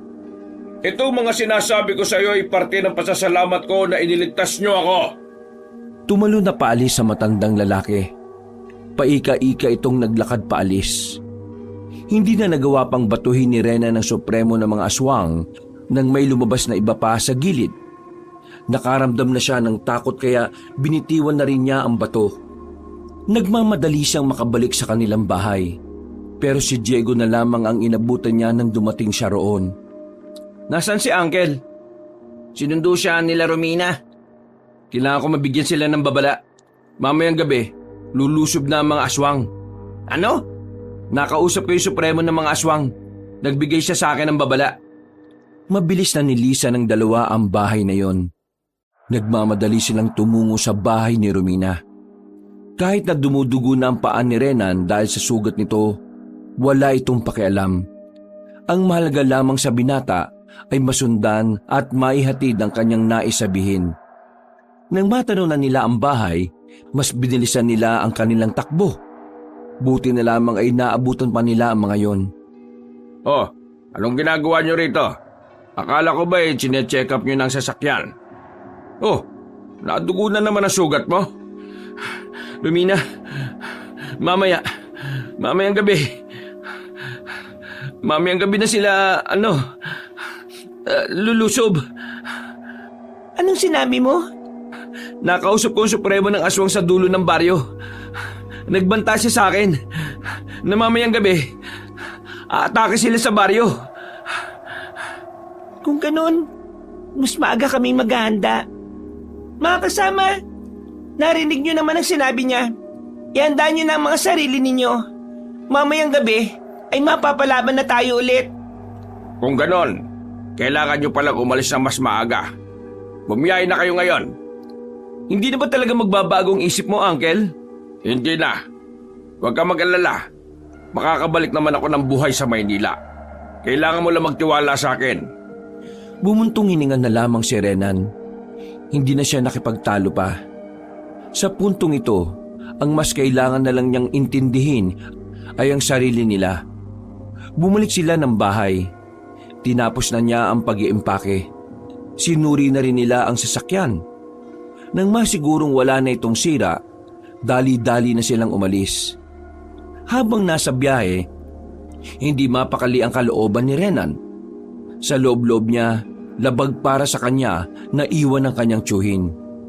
Pero sa kabilang banda, naisip niyang kailangan din naman nilang mabuhay. Tingin ko, hindi tama na iniwan natin si Mang Leo eh. Dapat kinaladkad na lang natin siya eh. Ayaw nga. Mauubos lang ang oras natin kakapilit sa kanya. Ngayon, kailangan natin makahanap ng istasyon ng pulis. Istasyon ng pulis? Tingin mo maniniwala sila sa atin? Maniwala man sila o hindi, kailangan natin subukan. Kakaunti lamang ang mga manunugis. Nakita mo naman ang bilang nila. Hindi natin alam kung gaano karami ang mga aswang. Kaya kailangan nila ng backup para kahit umalis tayo, may naitulong naman tayo sa kanila. Napasang-ayon na lamang si Diego. Pero 10 minuto pa lang silang nasa biyahe, bigla na lamang tumirik ang sasakyan. Nagtataka sila dahil sa pagkakacheck nila nito, wala naman silang nakitang kahit na anong sira. Bad trip. Ngayon pa talaga nasira? Pre, mukhang pinipigilan talaga tayong makaalis. Ang layo na natin eh. Paano tayo makakabalik nito? Parang wala pa namang dumadaang sasakyan ngayon. Ano, babalik ba tayo? Kasi kung babalik tayo, simulan na natin maglakad. Napaisip sandali si Renan. Alam niyang isang malaking sugal na naman ang gagawin nila kung babalik sila ng barangay Magsilang. Mawawalan din ng saysayang medalyon kapag nakita sila ng mga aswang na naroon pa rin sa pagsapit ng gabi. Pero sa kabilang banda, naalala niya ang kanyang tiyuhin. Bigla na lamang niyang naisip na samahan ito. Napagtanto niya na tanging si Mang Leo na lang pala ang tinuturing niyang magulang. Ang mga magulang niya kasi matagal nang walang pakialam sa kanya. Tara, bumalik na tayo. Bahala na. Nagmamadaling umalis ang 2 binata. Lakad at takbo ang kanilang ginawa. Pero dahil malayo-layo na rin sila, batid nilang aabutin sila ng pagdilim. 3:00 na rin kasi ng hapon noon. Kaya kailangan na nilang magmadali. Makalipas lang ang 2 oras, nasa lakaran pa rin sila. Pagod na ang 2. Nagpahinga na muna sila sa gilid. Hingal na hingal at nanunuyo na rin ang labi at lalamunan. Paano pala yung sasakyan ng tiyuhin mo? Babalikan naman natin yun eh. Nasa akin naman ang susi. Hindi ba makakarga o mahihila yun? Mukha namang walang ganun dito. Tara na, kakagat na ang dilim. Malapit na tayo. Mabagal na ang lakad nila sa mga sandaling ito. Nang lalambot na rin kasi ang kanilang tuhod. Dumaan lang ang halos kalahating oras, nakarating na rin sila sa wakas sa barangay ng Magsilang. Payapa at tahimik pa ang barangay. Napapansin nilang tila kalmado lang ang mga tao. Pero maya-maya pa, narinig na lang nilang 2 ang tunog ng sirena. Pagkatapos, narinig naman nila ang tinig ni Aling Lumen. Nagbigay ito ng babala sa lahat ng residente na walang lalabas na mga bahay. Yun ay dahil may mga aswang nang paparating. Dahil sa kanilang narinig, nagmamadaling tumakbo ang 2. Narating nila ang kanilang bahay. Naabutan nila si Mang Leo at Romina na naroroon. Gulat na gulat ang matandang doktor. Pero kalaunan ay nagpakita ito ng reaksyon ng pagiging konsumido. Pambihira naman buhay to. Bakit kayo narito? Akala ko nakalis na kayo. Alam niyo naman ngayong gabi darating ang mga aswang, di ba? Nasiraan kami ng sasakyan. Iniwan niyo yung sasakyan sa daan? Oo, Mang Leo. Kaya kami bumalik kasi sinyalis yun na dapat hindi ka namin iniwan. Iniwan niyo talaga yung sasakyan ko? Seryoso ba kayo? Wala namang magnanakaw dun eh. Pwede ba, Uncle? Mas isipin nyo na muna yung ngayon kaysa sa sasakyan nyo. Kaya nga kami bumalik dito para tulungan ka eh. Diyos ko, sakit niyo sa ulo. Pero dahil nandyan na rin naman kayo, wala na ako magagawa. Oh, eto. Gamitin yung itak na ito. Itaga nyo lang yan ng itaga. Baka marami ang mga aswang. Sasapat ba ang bilang natin? Huwag kayong mag-alala. Nakausap namin ng ilang kakilala namin na may mga baril. Sasama sila ngayong gabi. Ang problemahin na lang natin ay yung Supremo at yung anak niyang si Ruel. Huwag kayong mag-alala. Kakayanin ko naman ang Supremo na yan. Patanda sa matanda. Uncle, doktor ka sa Maynila, hindi ka Supremo. Natawa na lamang si Mang Leo sa sinabi ni Renan. Makalipas pa ang ilang mga sandali, naganda na rin sila ng tuluyan nang kumagat na ang dilim sa paligid. Kasama na nila Renan ang mga manunugis. Ang ilan namang kakilala nila Romina ay kumalat sa bawat boundary ng barangay. Nakaabang lang sila at nakikiramdam. 8:00 na pero wala pa rin nagpaparamdam na aswang. Ngayon ba talaga sila aatake o baka nagkamali ka lang ng dinig? Anong tingin niyo sa akin, Bingi? Ngayon nga. Hindi kaya nakatunog sila na nakakalap tayo ng tao laban sa kanila? Pero wag pa rin pakampante. Ang mga aswang ay mga tuso. Kung makapagsalita si Uncle, parang ang daming alam sa aswang ha. Manood ka lang. Mukhang may pasabog mamaya to si Mang Leo ah. Nagawa pa nilang magtawanan habang nakatago sila sa gilid. Nang sumapit na ang 10:00 ng gabi, ay lumabas na rin sila. Naisipan na lamang nilang maglibot-libot sa buong barangay. Nagbabaka sakali silang may mga makikita silang aswang. Pero bigo sila sa mga sandaling yon. Palagay nila, pinagpaliban ng mga nilalang na yon ang pag-atake. Naging pabor para sa kanila ang pagkaudlot ng labanan. Dahil sa gabi din na yon, nagkaroon ng pagkakataon ng mga residente na makaalis. Ang iba ay pinasakay na sa truck na pag-aari ng barangay. Nailikas na ang mga residente at pagsapit ng 12:00, tila naging ghost town na ang barangay Magsilang. Huwag na kayo mag-alala. Lumilibot pa rin naman ang iba nating kasamahan. Kaya kahit matulog tayo, may nagbabantay naman sa kanila. Hindi ako matutulog. Kayong dalawa, Renan, Diego, magpahinga na muna kayo. Gigisingin ko na lang kayo kapag nagsimula na ang laban. Hindi na rin ako matutulog. Ako rin. Bumuntong hininga na lamang si Renan. Napatingin na lamang siya sa hawak-hawak niyang itak. Natatawa siya ng palihim. Hindi niya kasi inakala na hahantong sa ganoon ang voluntary work lang sana nila ng kanyang uncle. Kakahintay nila ay inabot na sila ng umaga. Tumitilaok na ang mga manok sa paligid. Mga ilang sandali lang, nakita nilang pinuntahan na sila sa bahay ng kapitana kasama nito ang mga tanod. Napatigil ang matandang babae nang mapatingin nito kay Romina. Isang malapad na ngiti ang sumilay sa mukha ni Aling Lumen. Yumakap ito agad sa kanyang anak nang ito ay makalapit na. Diyos ko, buti naman at nasa maayos na lagay ka. Saan ka ba nagpunta? 2 taong kitang hindi nakita. Akala ko'y sumama ka na sa mga rebelde sa gubat. Lagi naman ako nakabantay sa inyo. Sumali ako sa mga manudugis dahil sa banta ng mga aswang. Pasensya na kung hindi ko sinabi sa inyo. Naisip ko lang na mas makabubuti kung wala kang nalalaman para na rin sa kaligtasan nyo. Ano't nagkaganyan ka? Kayo ba ang lalaban sa mga aswang? Oo, kami nga po. Pero hindi sila nagpakita ngayon. Kahit na ganon, huwag tayo makampante. Sabihan mo ang mga tao na huwag na muna silang bumalik. Hindi natin alam kung kailan sila babalik. Muling niyakap ni Aling Lumen ang dalagang si Romina. Pero natigil ang masayang pagkikita nila na makarinig sila ng malalakas na alulong na parang mga aso. Ayon sa dalaga, ang mga alulong na yun ay nagmumula sa mga aswang na asbo. Ang aswang na may kakayanang maging aso. Ihanda niyo ang mga sarili ninyo. Nandito na sila. Napalunok na lamang ng laway si Renan. Nagsimula ng mamayani ang kaba sa kanyang kalooban. Nang tumingin siya kay Mang Leo, napansin niyang parang kalmado lang ang kanyang tiyuhin. Hindi niya yun makitaan ng kahit na anong takot o pangamba. Nagtataka ang binata. Pakiramdam kasi niya, parang sanay na ang kanyang tiyo sa mga ganong klase ng pangyayari. Nay, magpasama ka na lang sa mga tanod. Bumalik na kayo sa barangay. Doon lang kayo sa loob kahit na anong mangyari. Suotin niyo ito. Pangontra yan para hindi ka mahawakan ng mga aswang. Diyos ko, mag-iingat ka ha. Huwag kang mapapahamak. Maglulutuan pa kita ng paborito mong pagkain. Ang payat-payat mo na eh. Ngumiti na lamang si Romina, pero naghiwalay na rin sila ng landas ng kanyang ina.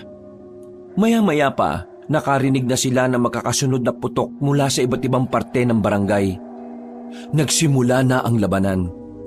Noong mga sandaling yon, para bang nanlalambot na ang tuhod ni Renan. Sa katunayan kasi, hindi naman talaga niya alam kung ano ang gagawin niya. Wala siyang ideya kung paano haharapin ang mga aswang. Ang nasa isip lamang niya, kailangan niya magamit ang itak para protektahan ang kanyang sarili, pati na rin ang kanyang kaibigan at tiyuhin. Mga kasama, sa bukana, salubungin natin sila. Sumusunod lamang sila kay Romina. Mahigpit lang ang hawak nila sa kanilang mga sandata. Nang makarating na sila sa bukana, nakita nilang nakapasok na ang malalaking aso. Nang lalaki ang mga mata ni Rena nang makita niya mismong nagbago na ang anyo ng mga yon. Utik, ganyan pala mga aswang? Isang uri pa lang yan. Hindi mo pa nakikita ang iba. Nang tumakbo na palapit sa kanila ang mga aswang na yon, nauna na si Romina na pumagitna. Tinatapatan kaagad nito ang mga aswang. Wala itong takot na nakipaglaban. Dahil sa pinakita nito, nagkaroon ng lakas ng loob si Renan. Sa isip-isip ng binata, kung kinaya ng isang babae, kakayanin din ng isang lalaki. Sabay sila ni Diego na lumapit sa dalawang aswang na nasa gilid. Nakipagtagaan sila. Habang ang aswang naman sa harapan nila ay nagtatangka silang kalmutin. Ganito pala pakiramdam. Ang saya, wala na akong kaba. Sira ulo, anong masaya? Kaunting pagkakamali lang, patay tayo dito. Magkatalikuran silang dalawa. Hindi na nila iniintindi pa ang ibang nasa paligid. Nakatuon lamang ang kanilang atensyon sa aswang na nasa harapan nila. Nang lumusob sa kanila ang aswang, ay dali-daling winasiwas ng dalawa ang kanilang itak. Tinamaan ni Diego ang isa. Sinundan naman agad ni Rena ng tagayon. Dahilan para masubsob ang aswang sa lupa. Dahil sa kanilang ginawa, tila nagalit sa kanila ang isa pang aswang. Umangil yon. Gumapang ito palapit sa kanila. Pero hinarang ito ni Renan. Tinaga niya yun at tinamaan niya sa leeg. Sa ginawa niya, agad na nangisay ang aswang sa lapag. Aba, ayos ah. Sa gilid mo, baliw! Pagharap niya, may isang aswang na muntikan na siyang madakma sa paa. Buti na lamang at tinira yun ng palaso ni Romina. Maraming salamat. Focus ka! Hinanap nila ang matandang si Leo. Nakita nila yun sa gitna. Kagaya ni Romina, mag-isa nitong pinapalaga ng mga aswang na nakapalibot sa kanya. Si Uncle, kailangan niya ng tulong natin. Gagi, tingnan mo nga oh! Nawalan na naman sa focus ang dalawa na makita kung papaano gumalaw si Mang Leo. Kahit kasi may katandaan na ito, kalkulado at tila organisado ang bawat nitong kilos. Yun ang naging dahilan para matapatan nito ang mga aswang. Walang niya. Si Uncle ba talaga yun? Mukhang may hindi sinasabi sa iyo ang uncle mo, pre. Sa pagpapatuloy ng labanan, lumabas na ang lalaking si Ruel. Ang lalaking ito ang sinasabing anak ng Supremo na si Andeng. Sandaling natigil ang labanan. Gumilid ang mga aswang. Ganon din naman ang mga manunugis. Naglakad palapit sa gitna ang lalaking si Ruel na parang walang nangyaring gulo. Matitigas talaga ang ulo ng mga taga-Maynila. Binigyan na kayo ng pagkakataong mabuhay. Binigyan na kayo ng proteksyon. Gusto niyo pa rin kaming kalabanin. Pero mas gusto niyo pang mamatay kaysa mabuhay ng tahimik sa Maynila. Wala naman ako magagawa ron kung yun ang gusto niyo. Kung inaakala niyo makukuha niyo ng madali ang barangay na ito, nagkakamali ka. Dadanak mo ng dugo bago mo yung magawa. Sino ba nagsabi na kukunin ko ang barangay na ito? Alam mo ba kung anong pakay ko rito? Kayong lahat! Dahil kailangan namin ng makakain. Gutom na kami! Umangil ng malakas ang lalaking si Ruel. Dahil dito, muling inihanda nila Renan ang kanilang sarili. Nang sumigaw si Ruel ay agad nang nagsikilos ang iba pang mga aswang. Muling sumiklab ang gulo. Nagkandalabo-labo na naman. Pagtingin ni Renan, nakita niya si Ruel nakaharap ang dalagang si Romina.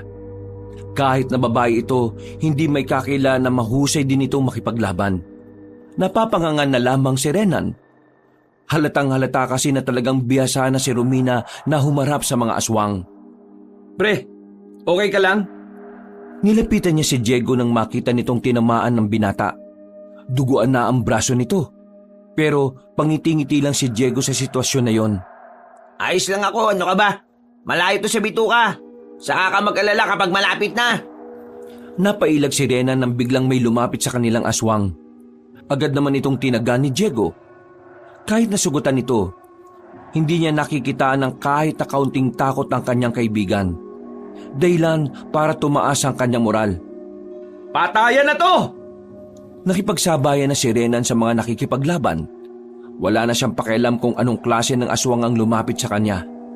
Ang tanging nasa isip na lamang niya ay kung ano ang may tutulong niya sa laban na yon. Uncle, ayos ka lang ba?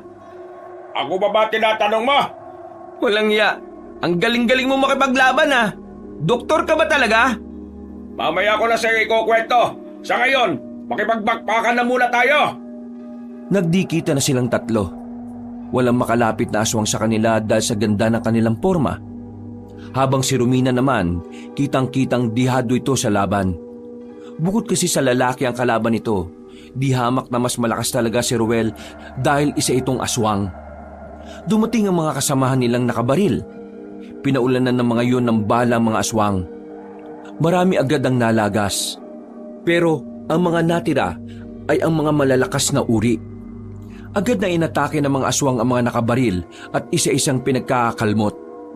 Buti na lang, rumisponde sila Renan. Kahit na papaano, nailigtas pa nila ang iba nilang kasamahan. Romina, tutulungan ka na namin. Unahin niyo ang mga tauhan nito. Ako nang bahala sa lalaking ito. Yan ang gusto ko sa isang babae. Palaban! Babayaan na muna natin siya. Unahin natin ang mga kasama nating sugatan. Pinrotektahan nila ang kanilang mga kasama. May mangilan-ngilan pa ring aswang na nagpupumilit na makalapit sa kanila. Pero dahil matindi ang kanilang depensa, hindi yun umuubra. Sa halip, unti-unti pa nilang nababawasan ang mga yon. Makalipas lang ang ilang sandali, ang natirang nakatindig na lamang ay si Ruel. Sugatan na si Romina sa mga sandaling yon. Habang wala pang kagalos-galos ang lalaking aswang. Hindi na nagdalawang isip sila Renan. Sinamahan na rin nila si Romina sa labanan na yon. Ngayon, pwede ka na ba naming samahan? Bumuntong hininga na lamang ang dalaga. Kahit taasan nito ang pride nito, hindi niya maikakaila na talagang hindi niya kakayanin si Ruel ng mag-isa. Kaya naman, 4 na silang humarap kay Ruel. Kila ikinatuwa naman yun ng lalaking aswang. Masaya itong makita ng marami ang kalaban. Ganyan ang gusto ko. Para may kaunting hirap naman. Matake kayo sa akin, sabay-sabay. O ano? Ayaw niyo matake? Ako lalapit sa inyo. Parang mabangis na hayop na gumapang si Ruel. Lumundag ito sa kanilang harapan. Muntikan na nitong madakma si Diego, pero humarang si Mang Leo. Hinagupit nito ng hawak-hawak na itak ang binata.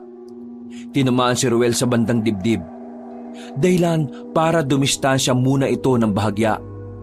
Nanlalaki ang mga mata ni Ruel. Hindi nito inaasahan na magagawa yun ng isang doktor lang sa isang aswang na tulad niya. Sino ka ba? Hindi ko na kailangan magpakilala pa sa'yo. Tinatanong kita, sino ka? Muli itong sumugod at sa pagkakataon na ito, tinamaan na si Renan sa braso. Tumalsik ang binata, pero agad din naman itong nakabangon. Mas nag-alala si Renan nang si Diego na ang isunod nito. Diego! Nakita na lamang ni Renan nang tumakbo ang kanyang uncle palapit doon. Humarang ito sa harapan ni Diego. Pinansalag nito ang hawak-hawak na itak. Sinamantala naman ni Romina ang pagkakataon. Tumakbo ito ng mabilis at saka tinarak ang itak kay Ruel. Pero sa kasamaang palad, nakailag ang lalaki. Kaya naman sa bandang balikat lang nito tinamaan si Ruel. Mang Leo, ngayon na! Walang sinayang na pagkakataon si Mang Leo.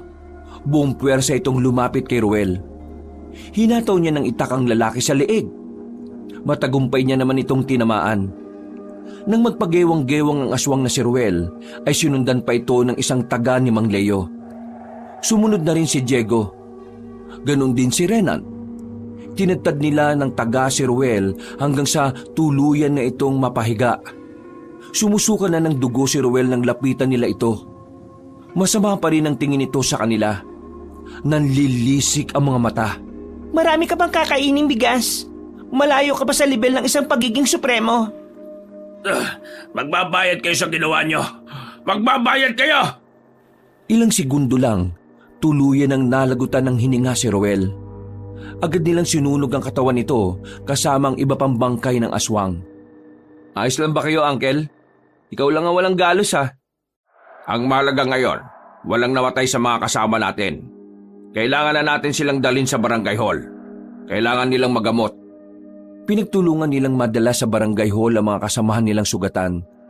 Inihiga nila sa mahabang lamesa ang mga kasama nila. Ang iba ay sa sahig na lang dahil wala namang sapat na espasyo. Naging abala sila noong mga sandaling yon.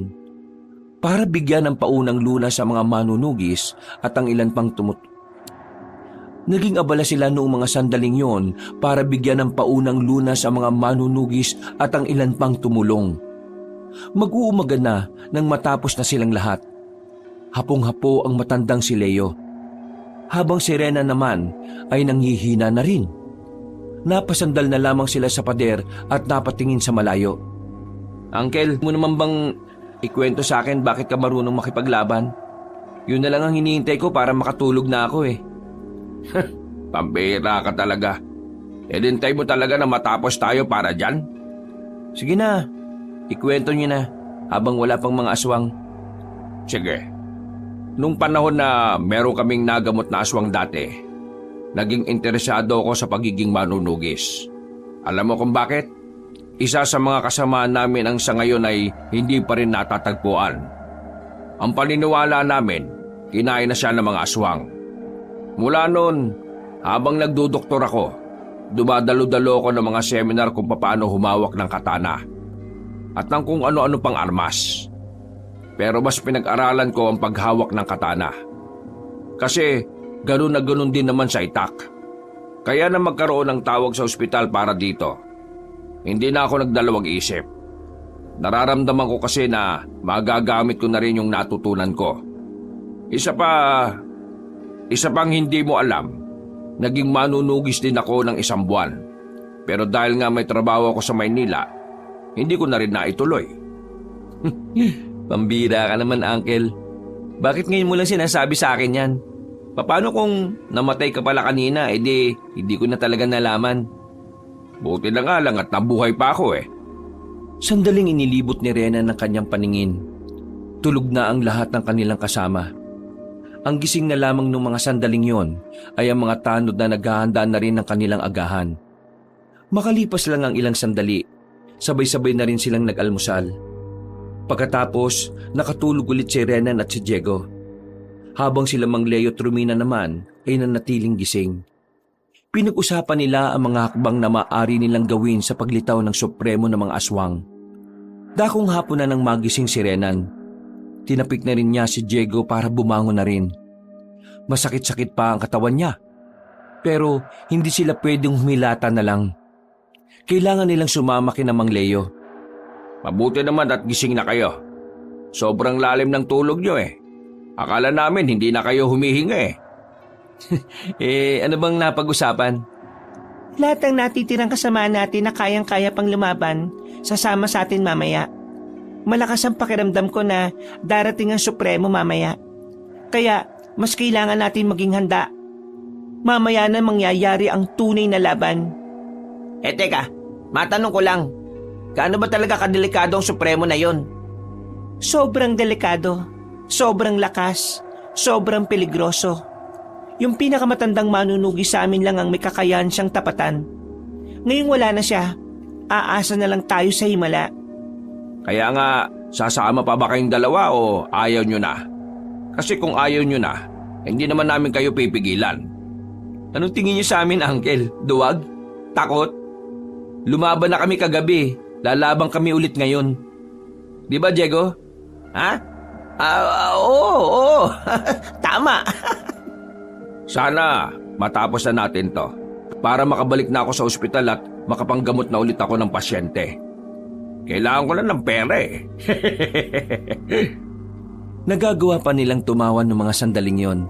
Pero makalipas lang ang ilang oras, bigla na namang binalot ng kaba ang kanilang puso. Tila nakabibingi ang katahimikan. Nakakakilabot ang pagiging kalmado ng paligid. Habang sila Renan, nasa gitna lang ng daan. Kasama nila ang hindi nalalagpas na 15 katao. Ang iba pa ay sugatan na pinilit lamang na makasama. Humanda na kayo. Nasa kagubatan na siya. Napatingin si Renan sa itaas. Nakita niyang tila nabulabog ang mga ibon na namamahinga na sa mga puno. Hindi nagtagal nakita nila ang isang matandang naglalakad. Tumigil yun nang matanaw silang nakaharang sa daan. Hindi ko inaakala na darating ang puntong kailangan ako na ang humarap sa inyo. Pasensya na kayo kay Ruel. Mahina pa kasi ang batang yun eh. Pero kahit na ganoon, hindi ko pa rin mapapatawad ang ginawa niyo sa kanya. Walang nagsasalita sa kanila. Ramdam na ramdam ni Rena na kahit si Romina ay kinakabahan na rin. Ang kanyang tsuhi naman ay kalmado lang. Mga taga Maynila, anong pumasok sa utak niyo at bakit mas pinili niyong kalabanin ng mga aswang kaysa umuwi na lang ng mapayapa? Sinayang niyo lang ang proteksyon na binigay ko. Ako ang gumamot sa iyo.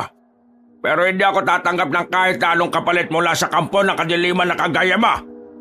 Kung ganon, wala akong magagawa kundi ang idamay kayo sa laban na ito. Pasensyahan na lang tayo. Humanda na kayo. Unti-unting nagpalit ng anyo ang matandang si Mang Andeng. Pumuti ang buong katawan nito at nagkaroon ng mahaba at itim na dila. Meron din itong pakpak na parang kulay ube. Umusli ang buto sa siko at balikat. Hindi na rin makilala ang mukha nito dahil tila nagmukha na itong bungo. Akala niyo ba'y matatalo niyo ako? Wala na sa mundong ito ang may kakayahang makapas lang sa akin. Kaya ang talunin ako ay parang sumusuntok na lang kayo sa buwan. Unti-unti nang naglakad ang supremo ng mga aswang. Pinagbababarilyo ng iba nilang kasamahan. Pero sa hindi maipaliwanag na dahilan, nagagawang makailag na matanda. Nagulat na lamang sila nang lumipad ito ng mabilis patungo sa kanilang likuran. Pinagpapapas lang ni Mang Andeng ang mga may hawak ng baril. Sa isang iglap lang, nalaga sa mga kasamahan nila Renan. Dahil dito, nagsimula nang dumaloy ang takot sa kanilang sistema. Kahit si Romina na inaasahan nilang mangunguna sa laban na yon, tila nanlalambot na rin ang tuhod. Bakit kayo natutulala? Wala ba kayong gagawin? O baka naman gusto niyong ako na lang ulit ang lalapit sa inyo? Ako ang harapin mo. Kapag napaslang mo ako, saka mo sila isunod. At sino ka naman para diktahan ako sa gusto kong gawin? Papaslangin ko kahit sinong gusto ko! Muling lumipad si Mang Andeng patungo sa kanila. Akmang dadagitin ito si Romina pero buti na lang ay nahila ito ni Renan. Wala na kayong takas ngayon! Ihahatid ko na kayo sa impyerno! Tumalon ang aswang sa harapan ni Renan. Sinakal nito ang binata. Agad namang lumapit si Mang Leo para tagain ang matanda. Tinamaan niya yon sa bandang batok. Pero sa kasamaang palad, parang hindi man lang yon tinablan. Marahang lumingon sa kanya si Mang Andeng. Agad nitong sinakal si Mang Leo. Pero agad na nakaisip ng paraan si Mang Leo para makakawala siya agad. Tinagaan niya ang hita ni Mang Andeng, kung saan naroon ang dating bukol na tinanggal niya. Nabitiwan siya ng aswang na makaramdam ito ng sakit. Kahit na wala ka ng bukol sa hita mo, hindi pa rin gumagaling ang sugat yan. Pangkaraniwang sinulid lang ang ginamit kong pantahi dyan. Talagang sinusubukan mo kung matandang Manilenyo ka? Lumipad si Mang Andeng. Mabilis itong lumapit patungo kay Mang Leo. Pero nagawa yung ilaga na matanda. Sa halip, nagawa pa ni Mang Leo na patamaan si Mang Andeng. Dahil dito, mas lalong nanggalaiti sa kanya ang supremo ng mga aswang. Para na itong mababaliw sa galit. Mang Leo, kailangan nating sirain ang mentalidad niya. Nawawala siya sa focus kapag masyado siyang emosyonal. Ako nang bahala dyan. Protektahan niyo lang ako. Anong gagawin mo? Hoy, Supremo! Wala ka nang natitirang pamilya. Pinaslang na naming lahat. Kapag manalo ka man ngayon, wala ka pa rin pamilya. Kawawa ka naman. Si Ruel, sinadya niya talagang mamatay kasi di ka na niya kaya pang makasama. Wala ka rin kasing kwentang Supremo. Oo nga. Ang kaya mo lang daw gawin, lumipad ng lumipad. Feeling mo butterfly ka eh. Ay hindi, isa kang ipis. Ipis lang ang turing sa'yo ng mga kalahi mo. Kasi nga, matanda ka na. Akala nyo mainis nyo ako sa mga pambata nyong pangasar? Manigas kayo! Alam mo ba kung anong mas nakakainis? Kami mga taga Maynila ang pumaslang sa Ruel mo. Tila naging epektibo ang sinabing yon ni Mang Leo. Nakita niyang triple ang galit nito sa kanila. Umangil to ng malakas, para na itong mababaliw sa sobrang galit. Pagbabayaran niyo ang ginawa niyo sa kanya! Lalo na kayong mga sampit sa probinsyang ito! Lumipad ulit si Mang Andeng sa kanila. Sa pagkakataong ito, nahawakan na nito si Mang Leo. Dinakma nito sa liig si Mang Leo at saka pinagsusuntok sa muka. Nang subukan naman ni Rena na tulungan ng kanyang tiyo, siya naman ang napagbuntungan nito. Kinalmot siya ni Mang Andeng. Naisalag niya ang kanyang braso. Agad namang umagos ang dugo mula roon. Sinipa rin siya ng malakas kaya tumilapon siya. Si Diego naman hindi na rin makagalaw. Lalapitan na sana ito ni Mang Andeng nang biglang dumating si Romina. Hinataw ng itak ng dalaga ang matandang aswang. Pero hinawakan lang ni Mang Andeng ang patalim niya. Galit na galit itong sinampal ng malakas ang dalaga. Tumalsik ito at saka sumadsad pa sa lapag. Hindi pa nakontento si Mang Andeng. Tatapakan na sana nito ang ulo ni Romina. Pero si Diego naman ang umatake. Tinaga niya sa bandang puweta ng aswang. Dahil dito ay nakaramdam ng hapdi si Mang Andeng. Pagharap nito, kinalmot din nito si Diego.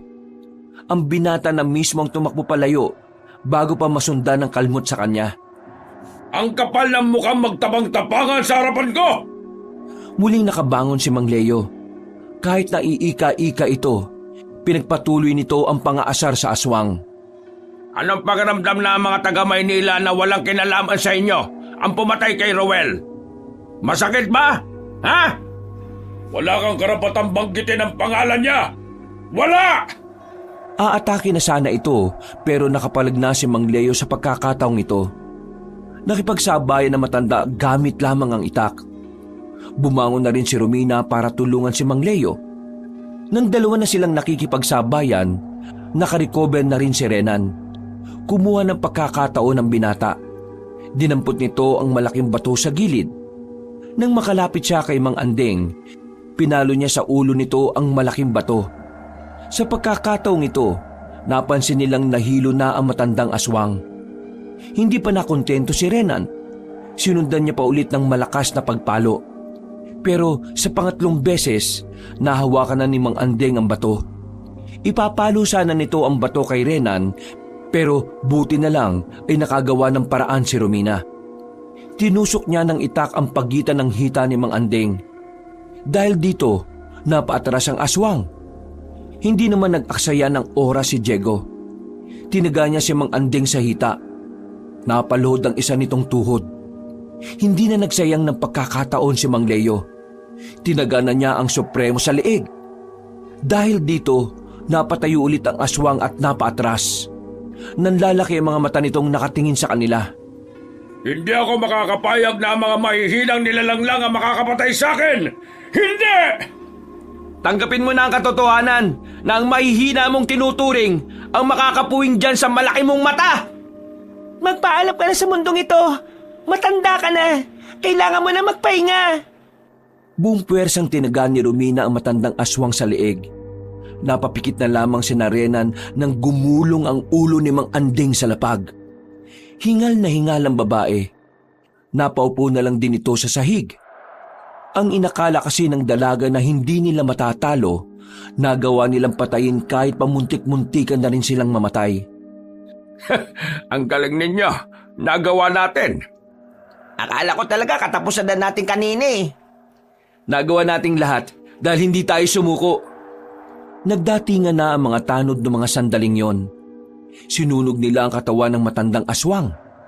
Siniguro nilang magiging abo na ito bago nila yon iwanan. Kinaumagahan, hapong-hapo ang katawan nila. Maghapon silang nagpahinga sa barangay hall. Paggising nila ay masarap na hapunan ang inihanda ni Kapitana. Nagkaroon sila ng salo-salo. Kinabukasan naman, nagkaroon din sila ng palibing para sa mga kasama nilang hindi pinalad. Ganun pa man, kahit na papaano, masaya na rin sila Romina dahil sa wakas, malalagay na rin sa katahimikan na ang barangay magsilang. Samantala, ngayong tapos na ang kaguluhan, kinailangan na ring umuwi nila Mang Leo.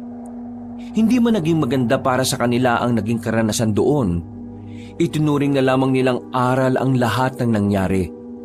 Uuwi sila sa Maynila na daladala ang kakaibang karanasan. Karanasan na itatago na lamang nila dahil alam nila na kapag nasa Maynila na sila, wala naman ni isa ang maaaring maniwala sa kanila. Habang nasa biyahe, hindi maiwasang matawan na lamang si Mang Leo. Ang simpleng manggagamot nalagay sa adventurous na karanasan. Nag-enjoy nga ako dun eh. Nag-enjoy? Sa ating lahat, ikaw itong palagi munti ka na mamatay. Paano? Lagi kasing nakatulala. Hindi bale. Pagbalik natin ng Maynila ililibre ko kayo kahit na saan nyo gusto. Ibibili ko rin kayo ng cellphone. Uy! Ayos! Only porn! Yan talaga ang una mong naisip Nagtawanan na lamang sila noong mga sandaling yon. Sa kalagitnaan ng kanilang tawanan, bigla na namang nagparamdam ng sira ang sasakyan. Buti na lamang ay meron silang nadaanan na talyer at doon nila pinaayos. Kabadong malala ang tatlo dahil akala nila maaabutan na naman silang tumirik sa gitna ng madilim na daan. Nakauwi naman ng maayos ang tatlo at nagsimula na rin bumalik sa normal nilang buhay. Meron pa rin namang silang kontak kay Romina at kay Aling Luming. Dahil mula nang mangyari ang labanan, tila naging pamilya na rin nila ito. Napapangiti na lamang si Renan. Hindi niya inakala na mangyayari ang lahat ng yon. Ngayong nakabalik na siya ng Maynila, ang iisipin na lamang niyang maayos ay ang kanyang relasyon sa kanyang mga magulang. Handa na siyang tanggapin kung anuman ang buhay na kanyang tatahakin kasama ang kanyang nag-iisang pamilya. Wakas,